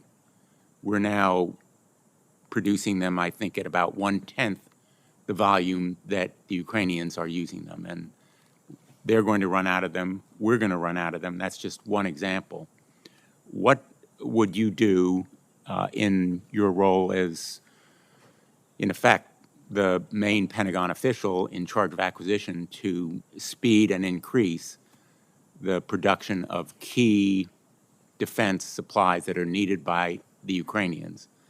And would one of those possible measures include building more production capacity in Ukraine? I've spoken to both the White House and I've talked to President Zelensky about it, talked to him in Ukraine when I visited last a number of weeks ago, and here when he visited. And the Ukrainians are ready to build. What they need is the investment to build. They were once the hub of the Soviet Union's defense capabilities, as you know, and they could be again if provided with the capital to do so, and the air defense. So, two questions. What would you do generally, and what can we do to increase the capacity of Ukraine to build its own production capacity? Senator, thank you for raising this extremely important question. I think from the United States standpoint, a robust and resilient defense industrial base is critical, not just in terms of providing us with capability that we need, providing capability to allies and partners, but sending a strong deterrent signal that we can be agile.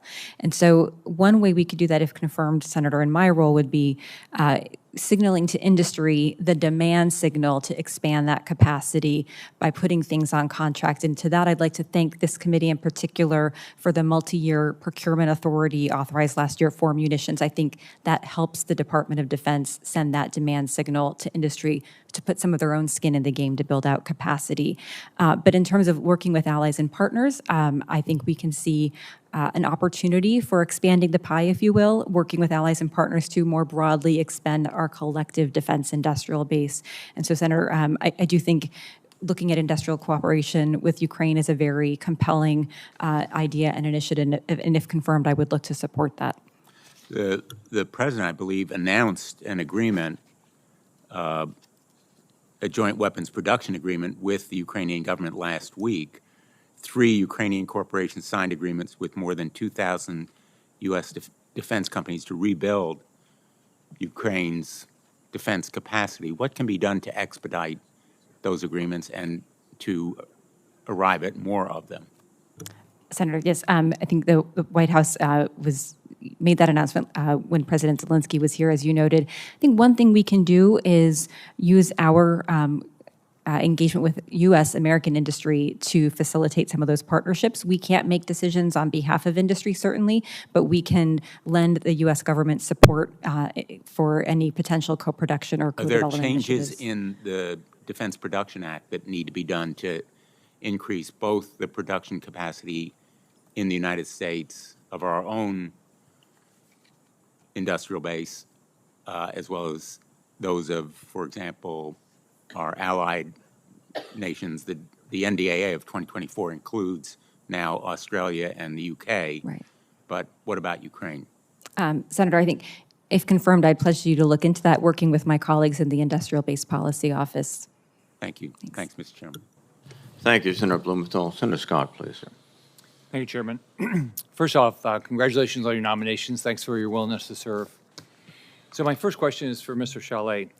So you've spent a great deal of your career at the State Department, so congratulations on that. And I think you've served the entire Biden administration. During the Biden administration's time in office, here's what's happened. Russia's waged a war in Europe with its horrible invasion of Ukraine. The United States was humiliated by President Biden's botched withdrawal from Afghanistan, which left $80 billion of U.S. military equipment in the hands of the Taliban, allowed Communist China to gain an even stronger foothold in the Middle East, and took the lives of 13 U.S. service members. Communist China has increased its unacceptable bullying of our allies and partners in the Indo-Pacific. They're threatening Taiwan. They're disrespecting the sovereignty of the Philippines with illegal land use in the West Philippine Sea. North Korea has resumed ballistic missile testing. And while all of this is happening, the U.S. military now has a hard time recruiting people. I believe these issues are a reflection of unacceptable failure by the civilian leadership at the Pentagon. Our service members are patriots who are willing to give their lives for our freedom, but they're being failed by current civilian leadership and policy. So here's my question. As the number 3 at DOD, what changes would you start making on day one to fix these problems? Well, Senator Scott, thank you for the question. Look, I think that I see things a bit differently in terms of where we are in the world, in terms of our posture in the world. I look across the Indo-Pacific, the Middle East, and Europe, and I see in Europe a NATO that is stronger, larger, and more united than it has been in my professional lifetime. Can I stop you there? Maybe would we be better off if they weren't united and we weren't at war? Oh, I mean, because look, I mean, we're sitting there. Think of how we got war in Europe, right? We're spending billions of dollars, right? So I like the fact that we're unified, but golly, look at where we are. We got people dying every day, and Russia didn't do this before. Well, Russia has done it before. It did it in 2008 in Georgia, and in 2014 in Ukraine, and it's done it again in 2022 in Ukraine. And so, yes, the United States, we tried to prevent this war from happening. We tried to release intelligence to expose what Vladimir Putin was up to. But I think of the result, again, due to, in large part, to U.S. leadership. Let's go back to the question. Would you do something different? Senator, I think there's a very strong foundation in terms of alliances and partnerships around the world that I will seek to build on. But obviously, we're always looking for ways to innovate and go further. So there's nothing you would do different? Well, there will be things I'll do different. China's getting worse, right? North Korea's getting worse. Russia's worse. So there's nothing you would change at DOD? Oh, if confirmed, one of the first things I'll do is assess the situation and fully understand what we could be doing differently, particularly when it comes to advancing our alliances and partnerships. We can't change China or North Korea or Russia, but what we can do is make sure that we are better positioned by the United States alone, but also working with our allies and partners to deal with the challenges those countries pose. You don't think we can deter them? Oh, we absolutely can deter them. We must deter them, in fact. So what would you do? What would you do to deter them? Well, so it starts with investing in ourselves and ensuring that the Defense Department and the U.S. military, our war fighters, have what they need to be a modern, lethal, capable force. It all starts with deterrence. We need our adversaries to wake up every day and say to themselves, today's not the day. What would you do to change the recruitment? Well, Senator, I would work closely with my colleague in personnel and readiness as well as the services to understand what role policy would play in trying to help meet this recruitment challenge, which no question there is across 3 of the 5 services, or 4 of the 5 services. Yeah, 4 of the 5. Thank you. Ms. Abercrombie, so I've been up here 4.5 years. Every time somebody comes up from DOD, I ask, why can't you figure out how to get our military providers to get equipment done quicker? Everybody says they're going to go back and look at it. Oh, they're going to try. We've passed a whole bunch of changes in the NDAA. Is there a culture problem at the DOD? Why, if you did this in private business, I mean, you wouldn't keep your job, because doesn't seem like it's getting better. Senator, thank you for the question. I do think DOD has made some improvements in large part due to flexible authorities authorized by, provided by the Congress. And so if confirmed, what I pledge to do is go in and assess, are those new authorities being effectively utilized across the board? If not, I will work to make sure the workforce is getting the training and the signals from the top that this is important for us to do. And I would also further assess if any additional changes might be required, and would pledge to come back to the Congress seeking those changes. Thank you. Thank you. Thank you, Senator Scott. Senator Peters, please. Thank you, Mr. Chairman. Mr. Cholet, I certainly believe that a close working relationship and security cooperation between the United States and Israel is of the utmost importance to U.S. foreign policy. And in your previous role as Assistant Secretary of Defense for International Security, you worked closely with your Israeli counterparts to expand security cooperation between our 2 countries. So my question for you, sir, is what did you learn from that experience? And if confirmed, what can we expect in your new role in terms of strengthening our defense ties with Israel?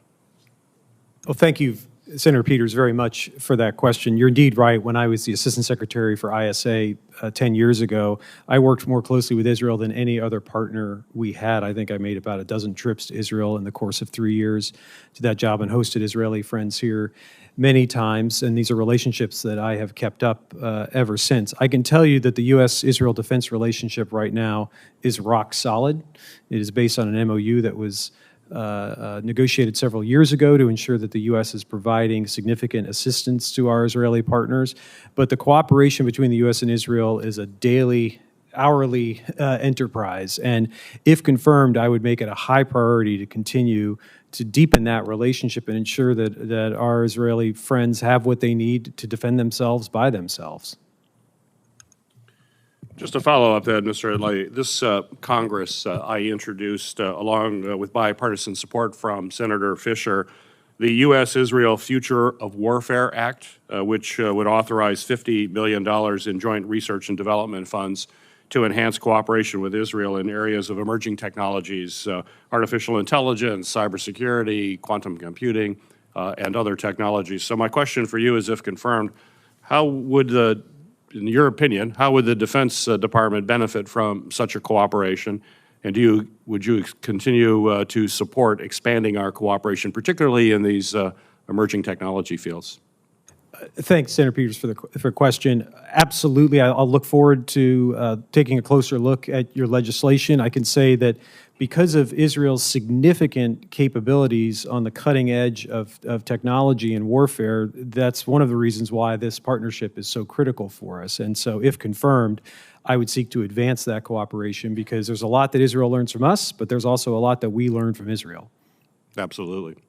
Mr. Chalet, Israel's integration into the Middle East has certainly been broadened by the historic normalization agreements that we've seen with United Arab Emirates, Bahrain, Morocco, Sudan, all of these known as the Abraham Accords, as you're well aware. By creating defense and military partnerships with our Gulf allies, Israel is enhancing opportunities for peace and integration while working together to counter some shared threats, including Iran's destabilizing activities throughout that region. My question for you is, if confirmed, what role do you see the U.S. military playing in strengthening and hopefully expanding the Abraham Accords? Thanks, Senator Peters, for the question. In my view, the Abraham Accords were the most positive thing to happen in the Middle East in quite some time. And this administration and I personally have worked hard in the last few years to deepen the Abraham Accords, but also expand the network of countries in which Israel has normalized relations. It's unquestionably in our interest to see Israel have closer ties with her neighbors. It's a project I have worked on intensively in my role at the State Department. It's something I would certainly carry forward and make a priority in the Defense Department if confirmed. Great. Well, thank you. Thank you, Mr. Chairman. Thank you, Senator Peters. Senator Tuberville, please. Thank you, Mr. Chairman. Thanks both of you being here today. Just one question on Ukraine, Mr. Shillette.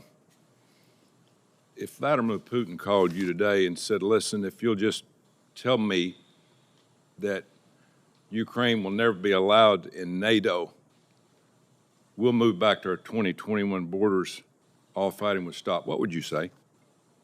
I'd say, President Putin, it's not your decision where Ukraine is going to be allied with. Okay. What do you think was the biggest misstep in the Afghanistan withdrawal, in your thoughts, after looking at it? Senator, I think there are so many lessons that we have to learn as a country by the 20-year engagement we had in Afghanistan. 2,400 troops lost, 20,000 injured, $2 trillion spent. It's why I applaud what Congress did with the support of this committee and the leadership of this committee to create the Afghan War Commission.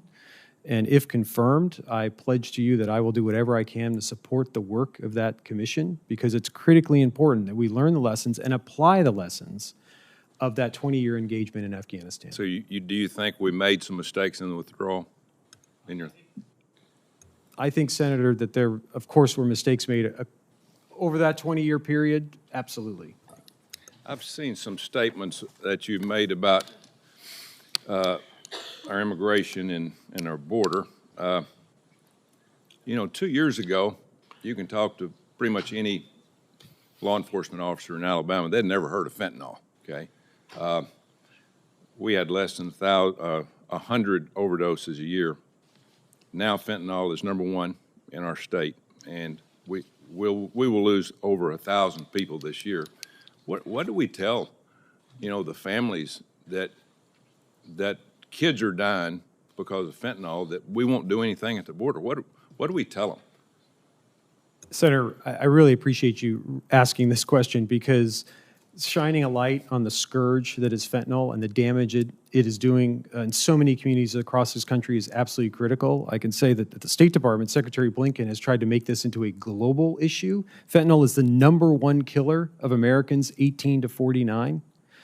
And it's a problem that we cannot solve alone because of the elaborate supply chain that creates fentanyl that ends up in U.S. communities. So just last week in New York, Secretary Blinken hosted a meeting of foreign ministers to talk about ways that countries can work together to try to fight the scourge of fentanyl, because it's not just the U.S. alone that is facing this challenge. It's also synthetic opioids are ravaging the Middle East and Asia as well. So we have absolutely got to get at this problem. One of the things that I will do, if confirmed, at DOD is to understand DOD's role and see what more DOD can do to get at this problem.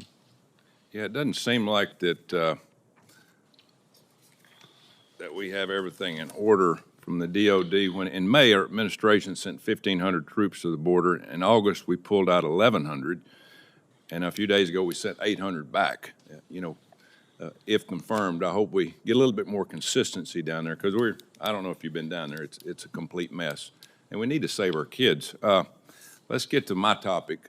You know what I've got. I've got a hold on admirals and generals through abortion. I'm pro-life. You will be part of solving this problem if confirmed, and it is a problem. I want to get this over with as much as anybody. How do we work this out?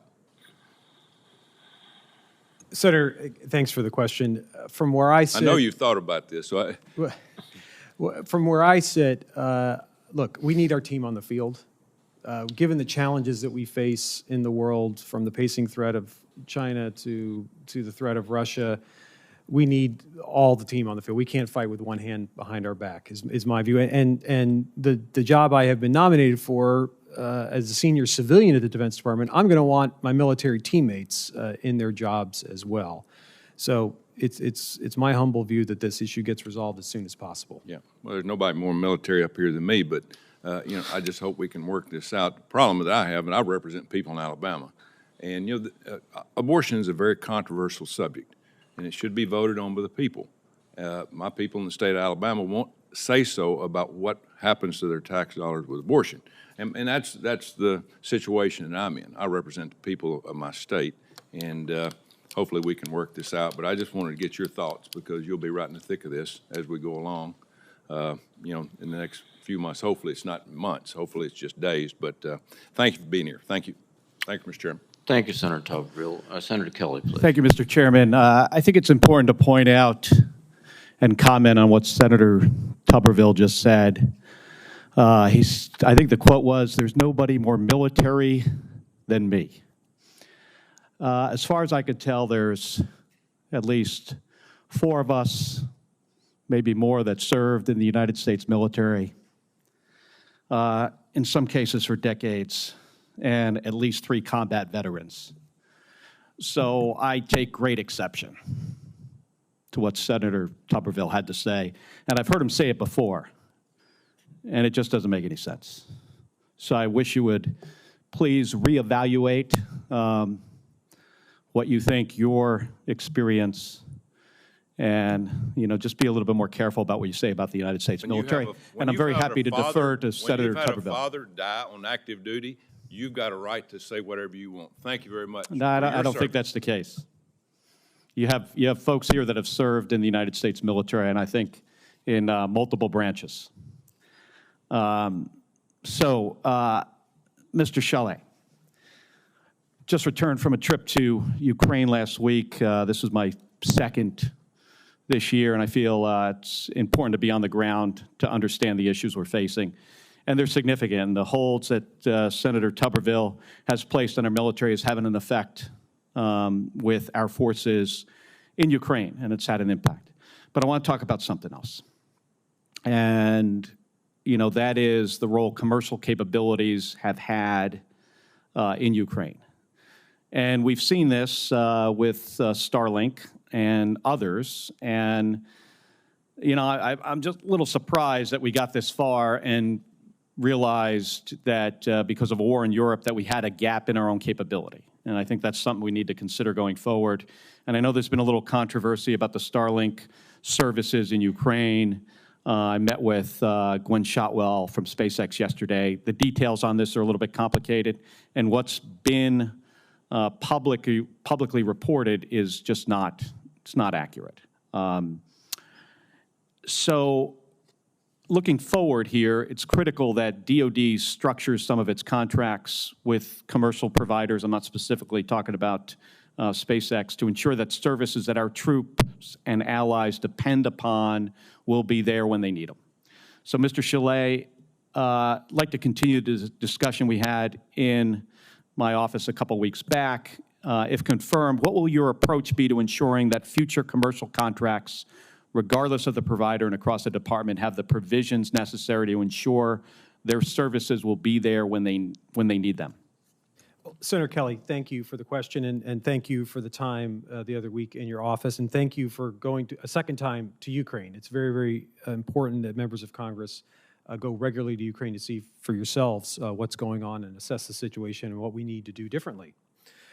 This is an issue that I will be engaged in if confirmed, because Ukraine has been an incubator in many ways of defense innovation, just given the way the Ukrainians have been utilizing the private sector as well as what the United States and others have been providing them. So if confirmed, I would work closely with my colleagues in the acquisition space to see that we're doing what we can to ensure that we're innovating as best we can when it comes to working with the private sector and in getting Ukraine and anyone else the systems that they need to protect themselves. And Ms. Abercrombie, do you intend, when you're confirmed here, intend to review existing contracts that the department has with our commercial providers to ensure that they meet DoD requirements? Senator, I've confirmed, I think it's absolutely essential that I take a look to make sure, number one, we've baked in an understanding with commercial providers from the outset what the DoD requirements are so that we don't have surprises down the road and we have what we need. And certainly, Senator would commit to making sure we're retroactively looking to ensure we have all the capability we need when we need it. And Mr. Chalet, do you have any additional concerns about how our adversaries might weaponize commercial services that are available and what we could possibly do to prevent that? Well, Senator, thanks for the question. I do have concerns looking at it from the outside because it does seem to be an area of vulnerability. If confirmed, it's something I'll look into from the inside and fully understand the scope of the vulnerability and what we can do to get at that. Well, thank you. And thank you, Mr. Chairman. Thank you, Senator Kelly. Senator Mullen, please. Thank you, Mr. Chairman. And Mr. Kelly, you may want to clarify those statements because a family member serves alongside the service member too, especially a Gold Star family. And if you don't believe that, then go talk to the Gold Star families themselves because Mr. Turberville is part of that Gold Star family.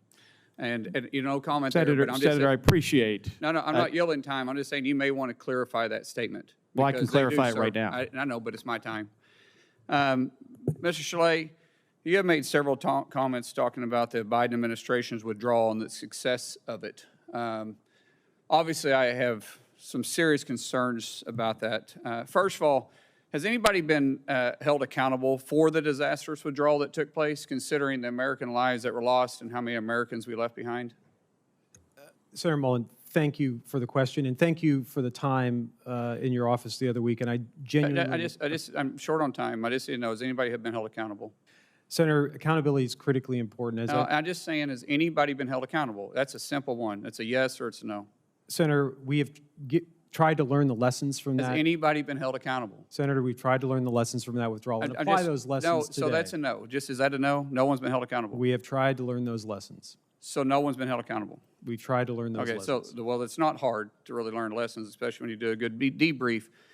In fact, when I talked to you about it in my office, you said, well, the chips need to lie where they may. That was your comments when I was talking to you about the accountability. Because if we don't learn lessons, then we're definitely determined to make those same mistakes again. Several times, Secretary Blinken and this administration lied when they said that every American that wanted out got out. Do you believe those statements were accurate? Senator, I do. Oh, you do? Well, then why was there hundreds of Americans that got out? And by the way, the night of the 29th, the 28th, and the 30th, I was assisting trying to get those Americans out when you guys said that every American that wanted out could get out. But the truth is, the Abbey Gate, after the bombing, HKI was closed. And you know this as a fact. No one was getting into HKIA. They were getting turned away. In fact, the morning of the 30th, and this is recorded on your hotline that you set up for Afghanistan, I was asked, because I had a 3-year-old girl, plus I had Miriam and her 3 children, plus a whole host of other people that we were trying to get in. And all night of the 29th, you guys were taking me from gate to gate to gate to gate to gate to gate to gate, trying to get these individuals in HKIA. And all that had to be said was that you guys had to call over the gate and ask for them because we were dealing with the Taliban. And see, the Taliban, ironically enough, if we paid them enough money, we could get Americans out. But the State Department was stopping us every step of the way. And so the morning of the 30th, your employee at the State Department asked me personally, do you have another way to get them out? Because we've closed the airport. And so for you to sit there and say that every American wanted to get out, you're absolutely lying. And you know that to be factual, and you say it with a straight face. What's bad is that 3-year-old girl we were trying to get out died a few days later from a leg infection, and you all knew about it because I sent you pictures of it that's still on my phone, was why I said it was important that we got her out through HKIA because she needed serious medical attention. By the way, this wasn't a refugee. This was an American citizen, and her parents were American citizens, and you all knew this to be factual. And then when we drive her across the country and we get her to the border to Chekistan, your ambassador, Ambassador Promagine, which this is also recorded, told me personally, I was told by Washington, D.C., not to assist you in any way. Who told him that? Senator, thanks for the question. And No, thanks I don't want to know who told him that. I don't have much time. I don't want you to try to get around it. Who told him that? Senator, I don't know the details of Well, that. the State Department said it. Has he been held accountable? Because that 3-year-old died because of her leg infection before we get her across the border. Senator, again, I appreciate what you did to help. No, I don't with want many that. others. I don't need that. I don't need that. I want accountability. I want someone to be held accountable. Because you know what happened after that 3-year-old girl died, and I called you guys and I said that she died? I hung up the phone and we went black as a team and we quit communicating with you. And 3 days later, you guys, the State Department, released my photo and my approximate location to the Washington Post and said I was lost in Afghanistan with a bag of cash, and never called my family to see if that was true.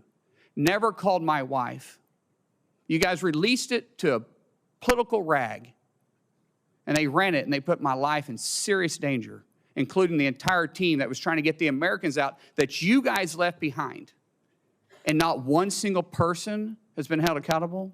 And then when Miriam and her 3 kids from Arlington, or from Amarillo, Texas, when we finally got them out across the border of Tajikistan,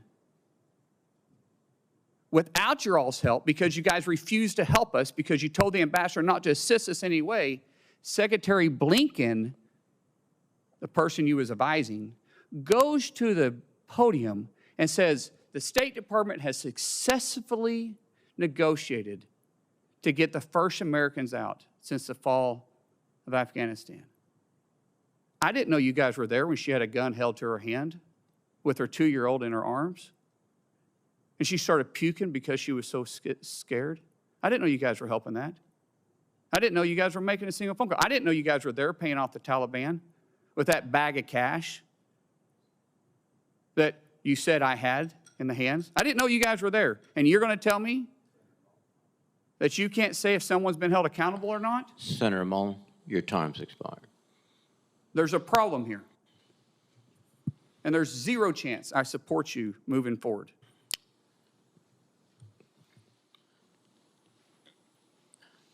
Let me now recognize Senator King. We're the Senate Armed Services Committee. It's not you guys and us guys. We're Americans. We're Americans. This committee, we're all Americans. We might have different political parties and different political views.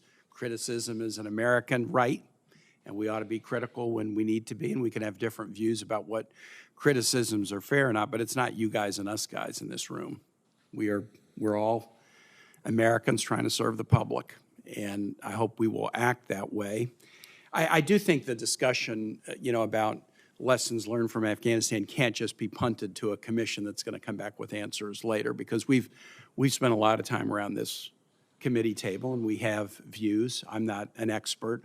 For those who want to read the report that has been provided by state to the Senate Foreign Relations Committee, members who aren't on the committee probably didn't know that report had been provided. I think you're entitled to it. So you should just ask to see that report. And if any of you have a challenge getting it, Senator Shaheen and I and Senator Rounds are on the Foreign Relations Committee. Come to us and we'll go to bat for you. A lot of reports are out there that we can see, but you never know that it's been given to another committee.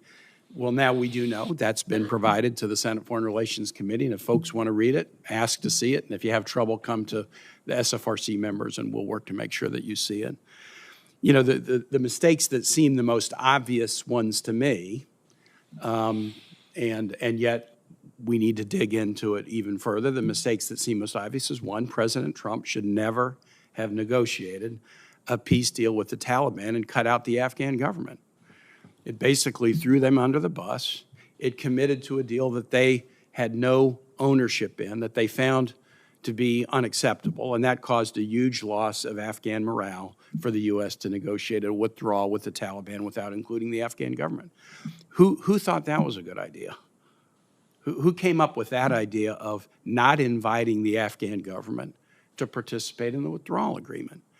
And then the second agreement that goes more on the Biden administration's shoulders is there were a variety of scenarios presented to the administration about the Afghan military's capacity and how strong they would be.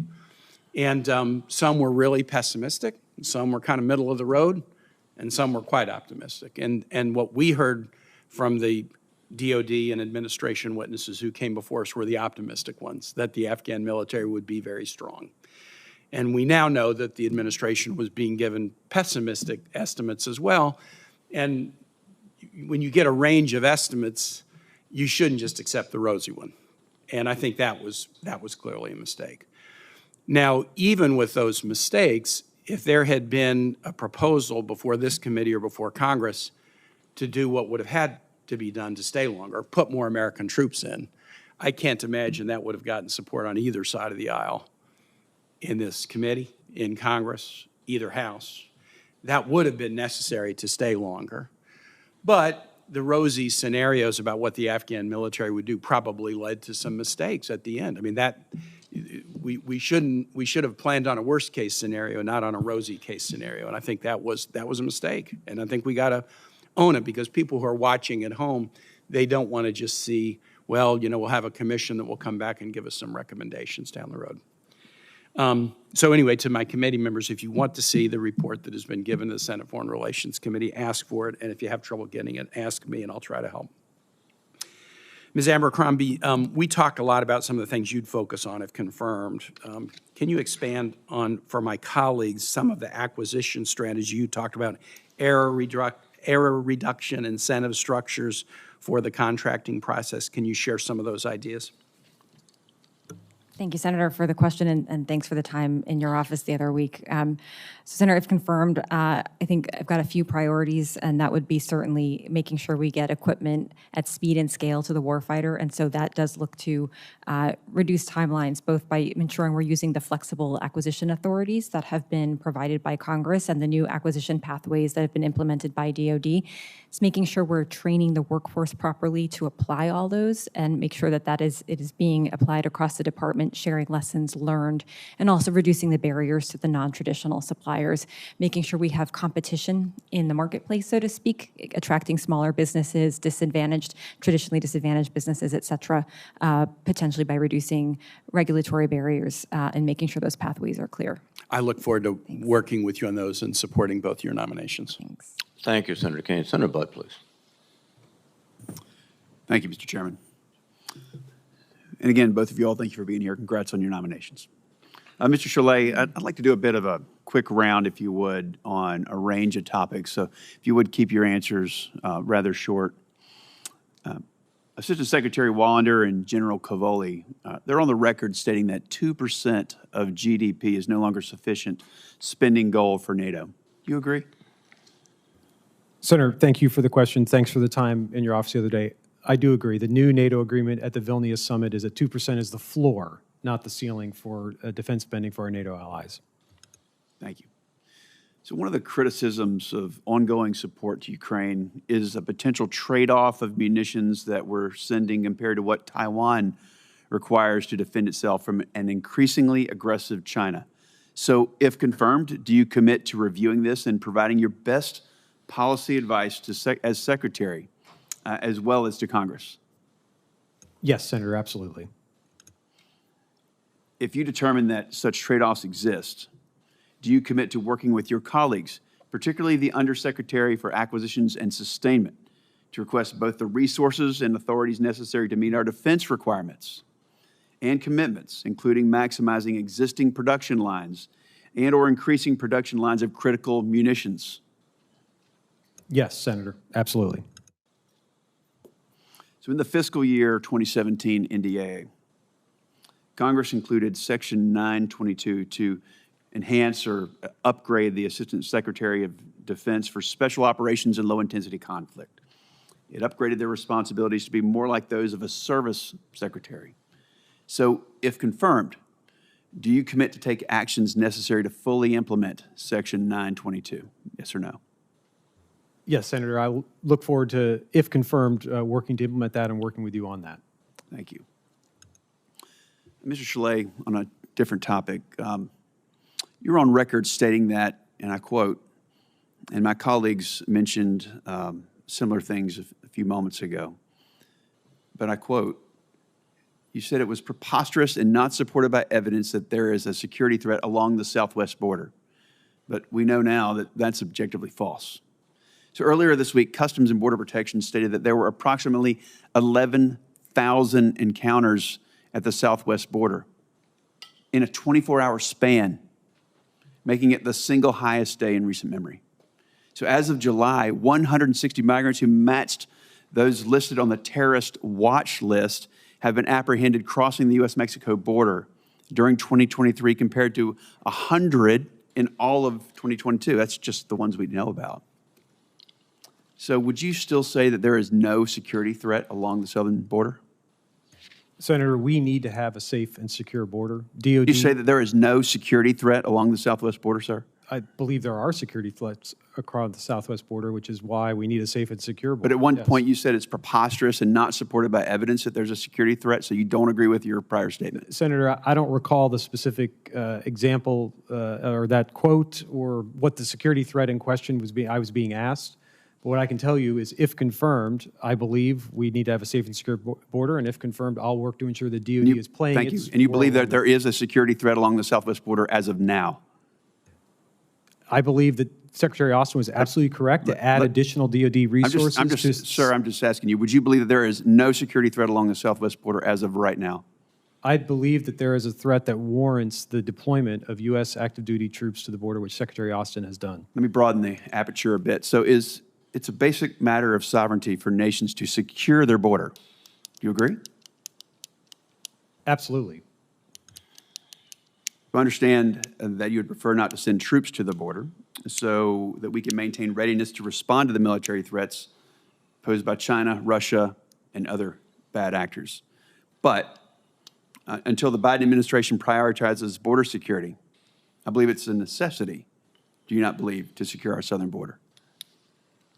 Senator, thanks for the question. I believe we need to have a safe and secure border, full stop. Chairman, I yield back. Thank you very much, Senator Budd. Senator Duckworth, please. Thank you, Mr. Chairman, and good morning to our witnesses. I want to take this opportunity to reinforce the importance of our support for Ukraine. I attended a very important briefing on Ukraine with members of this committee yesterday, and I believe that it's vital that the United States continue to support the Ukrainian people against unprovoked Russian aggression. And I urge my colleagues to consider how important assistance to Ukraine is to our national security. Putin and the rest of the world are watching our actions, and any failure of this Congress to continue appropriating funds to support Ukraine's defenses will have consequences throughout the world, including right here at home. And if we fail to support Ukraine, Putin will learn the lesson that he can do whatever he wants. Others will learn that same lesson as well. That makes the world a less safe place, a less free place, and that impacts our economy and our national security. Our allies are providing immense support to Ukraine right now, but they are watching what we do closely. If we retreat early, we are jeopardizing the war effort and playing into Putin's hands. Ms. Abercrombie, if confirmed, your position would be responsible for working with other interagency partners to deliver vital defense capabilities to Ukraine. And Mr. Chalet, you would become the lead architect of DoD policy if confirmed. Can both of you speak to the importance of our assistance to Ukraine's war effort, as well as to United States national security? Senator Duckworth, thank you for that important question. I think, as President Biden has said, we will support Ukraine for as long as it takes. And then from the Defense Department perspective, that certainly includes contracting and getting the equipment to Ukraine. So if confirmed, I would work very closely with interagency partners and across the department, importantly, to make sure, as Congress has appropriated the dollars, we are getting things on contract as quickly as possible. Thank you. And Senator Duckworth, thank you for the question. Thanks for the time in your office a few weeks ago. Fully agree with my colleague here and fully agree with the thrust of your statement on the importance of Ukraine winning. It's a very simple proposition from my perspective. If Russia were to stop fighting, the war would end. If Ukraine were to stop fighting, Ukraine would end. And I think it is in our national security interest to continue to provide significant support to Ukraine. Thank you. Earlier this year, I introduced a Southeast Asia Partnership Expansion Act and secured its inclusion into the Senate version of FY24 NDAA. My bill expands a military cybersecurity partnership with Southeast Asian partners that I created in 2020. Based on the success of that program in Thailand, Indonesia, and Vietnam for cybersecurity training and partnership with the United States, I'm now seeking to include the Philippines and Malaysia into the program. Additionally, I recently led a CODEL to Indonesia, Thailand, and the Philippines to strengthen ties and reinforce support between Southeast Asia and the United States. During my trip, I spoke with U.S. service members advising partner militaries in the region and heard that there is a huge demand for additional training that could increase interoperability, like English language training. In fact, they mentioned the fact that they've had some of their candidates return from the U.S. military academy because they failed the English language test 3 times. And this was a very capable officer and yet could not pass the English language test. Mr. Chalet, how important are programs like English language training and basic cybersecurity training for interoperability? And what other ideas do you have to build our interoperability in the region? Well, thank you, Senator Duckworth, and thanks for your championing the importance of Southeast Asia. As we've discussed many times, it's been a priority for the Biden administration. It's been a priority for me personally. In the last 2.5 years at the State Department, I've done around 8 trips to Southeast Asia because I believe those partners are critically important to our national security and our posture in the Indo-Pacific. I think we've made some very, very important strides in deepening those relationships, but I think there is much further to go, and I would, if confirmed, would look forward to work with you closely on some of the innovative ideas you and others have had on a way we can deepen those partnerships. Thank you. So if confirmed, will you work with me to help secure funding, authorities, and resources for some of these ideas in future years? Absolutely, Senator. I'd like to work with you on that. Thank you. Yes, because I want to ensure that we are prioritizing and adequately resourcing programs that can build on these ties in Southeast Asia. If confirmed, Mr. Chalet, how do you plan on using your diplomatic experience gained during your time at the State Department to shape the DoD's policy on building relationships with partners in the Indo-Pacific region, specifically Southeast Asia? Well, thank you, Senator Duckworth, for the question. As I said earlier, I believe that what I call defense diplomacy is a critical part of the job of Undersecretary of Defense for Policy, and if confirmed, I would seek to pursue that and work with my colleagues as well who are doing that. These relationships and partnerships are critically important to our security. They're a force multiplier for us. They are part of our enduring advantage, and they're at the heart of our national defense strategy. So whatever we can do to make those alliances and partnerships stronger is something that I'm going to set out to do. Thank you. Thank you. Mr. Chairman. Thank you very much, Senator Duckworth. Senator Schmidt, please. Thank you, Mr. Chairman. Mr. Chalet, what did you mean when you told the New York Times that the Army in particular is a pretty Bubba-oriented system? Thanks, Senator Schmidt, for the question. I really appreciate it. As I mentioned earlier, I was referring to the importance of mentorship and leadership. It was sort of a colloquial way to say that mentors and leaders really matter. Well, you could have said that, but you didn't. The Merriam-Webster defines it as very simply as redneck and offers that the term is, quote, informal and often disparaging. It also cites the word's origin as a, quote, stereotypical nickname of Southern white males. You understand how that might be offensive? I do, Senator, and that was certainly not my intent in using Right. And you're asking to be promoted to the number 3 position at the Department of Defense. There are recruitment challenges. I'm sure that there are Southern white males who might like to join the military. Do you think this is helpful in that recruitment effort?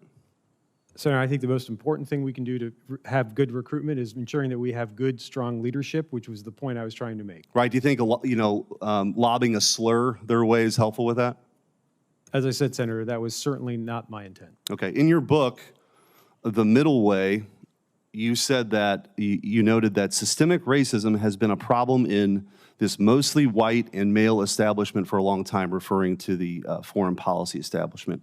Do you believe that the State Department is systemically racist? Senator, I do not. Do you believe that the Department of Defense is systemically racist? Senator, I do not. Do you believe that our armed services are systemically racist? Absolutely not. Okay. I want to turn your attention to another topic. You're familiar with the department's Global Engagement Center? The Department of State's Global Engagement. Yes, right. I am. Yeah. And working with the Election Integrity Project? Only vaguely familiar with that, Senator. Okay. Well, it happens to be that in the Missouri versus Biden lawsuit that I happen to know something about as Missouri's Attorney General, the State Department was specifically part of this in their effort to censor Americans. And Judge Doherty, in his order, when he issued the injunction, noted that the Election Integrity Project, all 21 of the repeat spreaders of so-called disinformation were conservative or right-wing political, had conservative or right-wing political views and supported President Trump. Of those 21 included President Trump, Eric Trump, Breitbart News, and Sean Hannity. I want to ask you, do you think that the government should be telling Americans what they can see or what they can hear or what they can say? Senator, thanks for the question. What I can say is I know the work of the Global Engagement Center at the Department of State is critically important as we seek to fight disinformation, misinformation around the world. I do not know the specifics of this instance, so I'd be happy to take this back and get back to you on a more fulsome answer. Okay, so how would you combat, what would you say is the best way to combat information that you deem to be not accurate? What would be the way to do that? Well, when it comes to foreign source misinformation, it means exposing let's talk about political viewpoints of Americans, because that's really what this case is about. What is the best way to do that? Senator, again, I'm not familiar with this case specifically. No, I'm just asking your opinion. If there was an American, let's say the President of the United States, or a news outlet, or somebody, a resident of the state of Missouri, had a viewpoint that you thought was inaccurate, what is the best way for you as a government actor to deal with that? Senator, it's not something I'm particularly qualified to opine on, but I would say that— Well, you were a senior member of the State Department when they actively engaged in censorship, according to the judge. As I said, Senator, I'm not familiar with this case, so I'd be happy to take this back and get back to you on a more fulsome answer. Do you believe that the government should collude with big tech companies to censor speech? Senator, I do not. And you're aware that that was actually the finding of the court, right? As I said, I'm not familiar with this case. Okay. Well, I'm informing you, and I'll be happy to follow up, but the judge's ruling found that the State Department, through this election integrity initiative, was censoring Americans, threatening legal action if they didn't censor Americans, threatening antitrust investigations if they didn't censor Americans. I find that this activity that isn't talked about a lot up here is could be devastating to the fundamental right of free speech in this country. And the fact that people have the right to speak their minds, even if you don't agree with it, even if you think it's inaccurate, the best way to deal with that is more information. So I would encourage, as you go back to the State Department or whoever you talk to, that's legit. But working to censor America, the government has zero business telling Americans what they can say, what they can hear, what they can think. And they also can't outsource that censorship to big tech giants, which is exactly what happened here. And I'm troubled by the fact that you were center stage in this.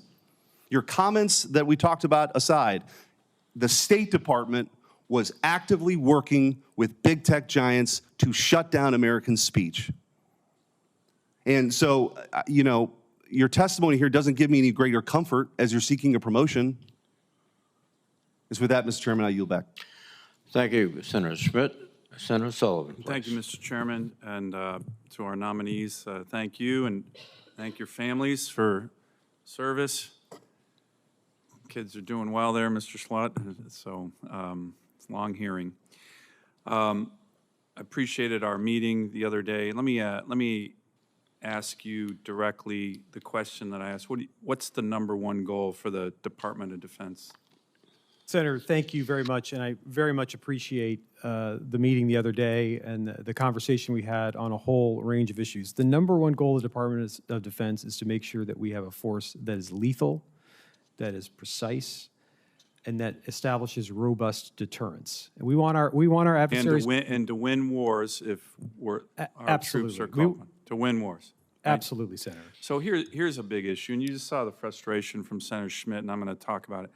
I think our civilian leadership at the Pentagon, a lot of them, particularly your predecessor, pushed an agenda that had a lot, that in many ways had nothing to do with that. You and I talked about this yesterday, and look, it was a very legitimate line of questioning. Sadly, because 3 years ago, your predecessor was here in this confirmation hearing, the Undersecretary for Policy, who my view was a political hack.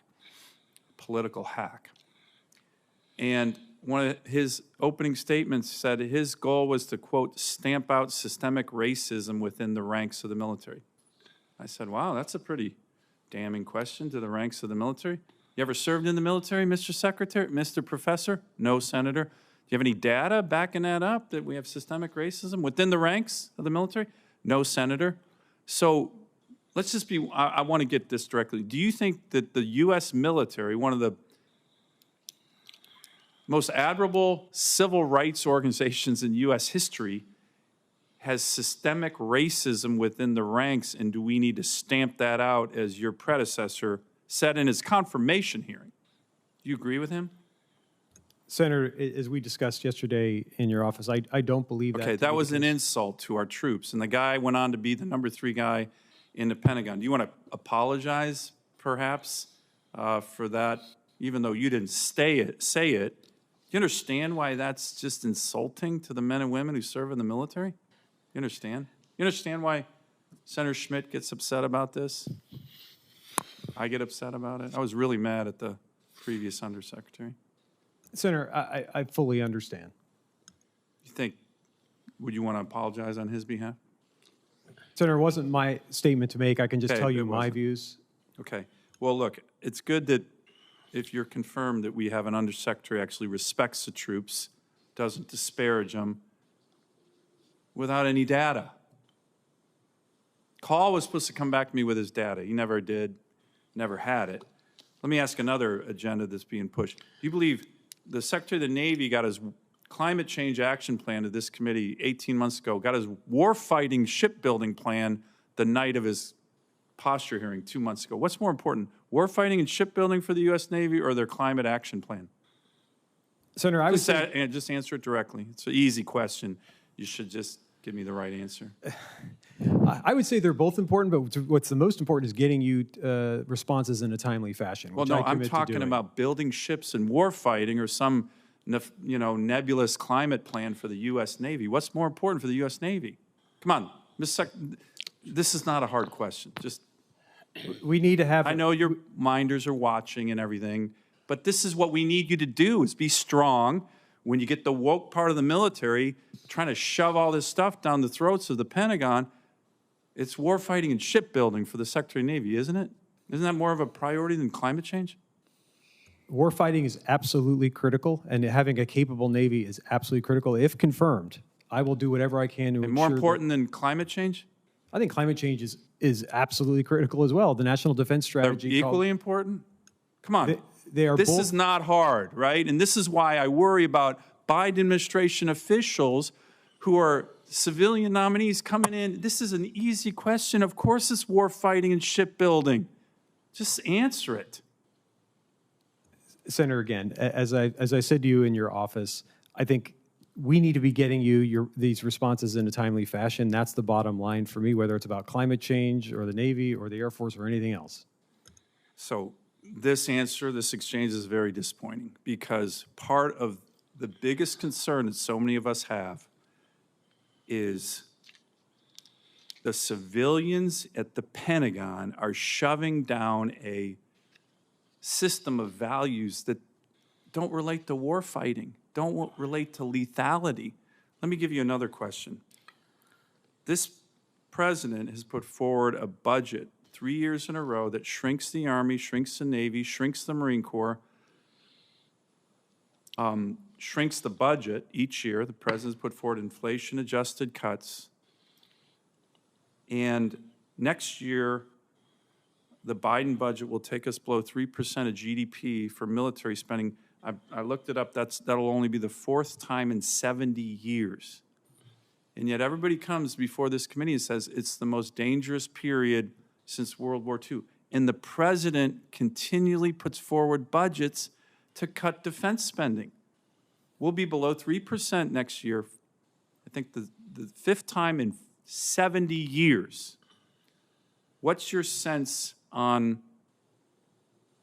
where the budget should be? Do you agree with the President of the United States that we should be cutting the budget? That's where he has put forward his budget. And the current budget shrinks the Army, shrinks the Navy, shrinks the Marine Corps. Is that the signal we want to send to Xi Jinping and Putin?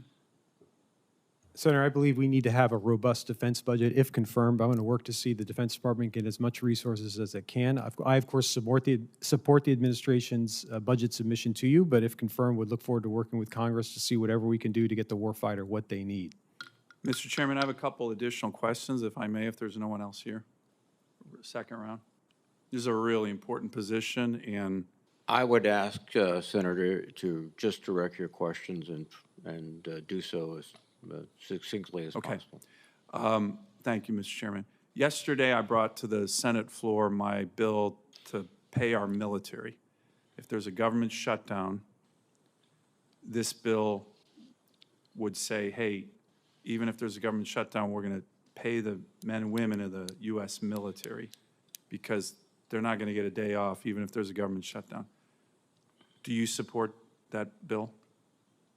Senator, to pay our troops if there's a government shutdown? I don't know the specifics of that bill, but absolutely we need to ensure that our national security needs are going to be taken care of, and hopefully we can do that by avoiding a shutdown. Yeah, I agree. I hope we avoid a shutdown too. On Ukraine, you and I talked about this.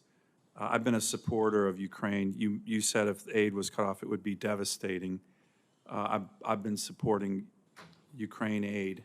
However, there's been a pattern within this administration, and a lot of it was the blame was pinned on your predecessor, is that almost every weapon systems, it's a long list, HIMARS, Stingers, Javelins, Patriots, F-16s, tanks. The administration has said, we're not sure we're going to do that. There's this self-deterrence. You know, Undersecretary Call would say, well, that might make Putin mad. And then we, this committee in particular, Democrats and Republicans, pressure, and you finally relent. Now that is really hurting the war effort, and it frustrates people. I think it undermines certain members' support for Ukraine. If confirmed, can you commit to actually accelerate the ability to get the Ukrainians weapon systems and not delay it for 9, 10, 11 months, get pressure from the Congress, and then finally do it? Senator, thanks for the question. As we discussed in your office, if confirmed, I will move heaven and earth to get the Ukrainians what they need when they need it. We need to think about what they can operate, what they can maintain, and what would be most effective in the fight. We need Ukraine to win, so I would see it as one of my top priorities to ensure that we're getting Ukraine what it needs. Let me ask just a few more quick questions, and maybe we'll just get commitments for you on the record. I care a lot about the Arctic. America has strong strategic interests in the Arctic. You may have seen in August, Chinese and Russians sent a joint naval patrol of 11 warships off the coast of my state, Alaska. We're an Arctic nation because of Alaska. The Pentagon, in my view, has been the last agency in D.C. to understand the strategic interests of the Arctic. This committee has pressed the Pentagon for almost a decade to focus on it more. Can you give me your views on the strategic imperative and interest we have as an Arctic nation in the Arctic? Absolutely, Senator, and thank you for focusing so much on this issue. It's an issue that I've worked on quite a bit in the last year at the Pentagon, at the State Department, and if I confirmed to go to the Pentagon, I would carry that forward. My understanding is the Defense Department is working on a new Arctic strategy, which is going to nest under the national strategy for the Arctic that was released last year. Arctic is critically important to us, and we've seen Russia, but then, of course, the PRC is doing more and more in the Arctic, and I would urge my colleagues at the Defense Department, if confirmed, that we're going to do more on that. If confirmed, can you give us more information? Senator Sullivan, your second round time has expired. My last question, and this is just a quick question, Mr. Chairman, and thank you for your indulgence. Indulgence. That's the term I was looking for. Yes. The Chinese spy balloon incident, as you know, a lot of that took place over Alaska. We've gotten essentially zero information on the aftermath of that. Maybe a lot of it's classified. Can you confirm to brief this committee soon? What are the results of that? What happened? What was it when we shot it down over Alaska? Two of those aircraft shot it down over the Carolina coast. Can you confirm to give us a detailed briefing on all of that? The Pentagon has kind of gone silent, and these are really important issues. Senator, thanks for raising the question. If confirmed, I will absolutely dig into that and get you the information you need. Thank you. Thank you, Mr. Chairman, for your indulgence. Thank you very much, Senator Sullivan, for your questions. And Mr. Cholet and Ms. Abercrombie, thank you for your testimony. I have two administrative issues. One is I would like to submit for the record a letter signed by 35 senior national security professionals from the past 4 Republican administrations on behalf of Mr. Cholet, including among them is James A. Baker, who is one of the most outstanding civil servants we've ever had in this country. Without objection, so ordered. Now, when I asked you, Mr. Cholet and Ms. Abercrombie, the standard nominee questions at the beginning of this hearing, I inadvertently included a question asked only of military nominees. That question was, quote, do you agree when asked before this committee to give your personal views, even if your views differ from the administration? This question and your answer do not apply to your positions, and I ask that the record reflect this fact. And without objection, the record will reflect this fact. Thank you very much. You both demonstrated your capability. I look forward to seeing your confirmation and getting you to lead the Department of Defense. With that, I would recess the hearing. Adjourn.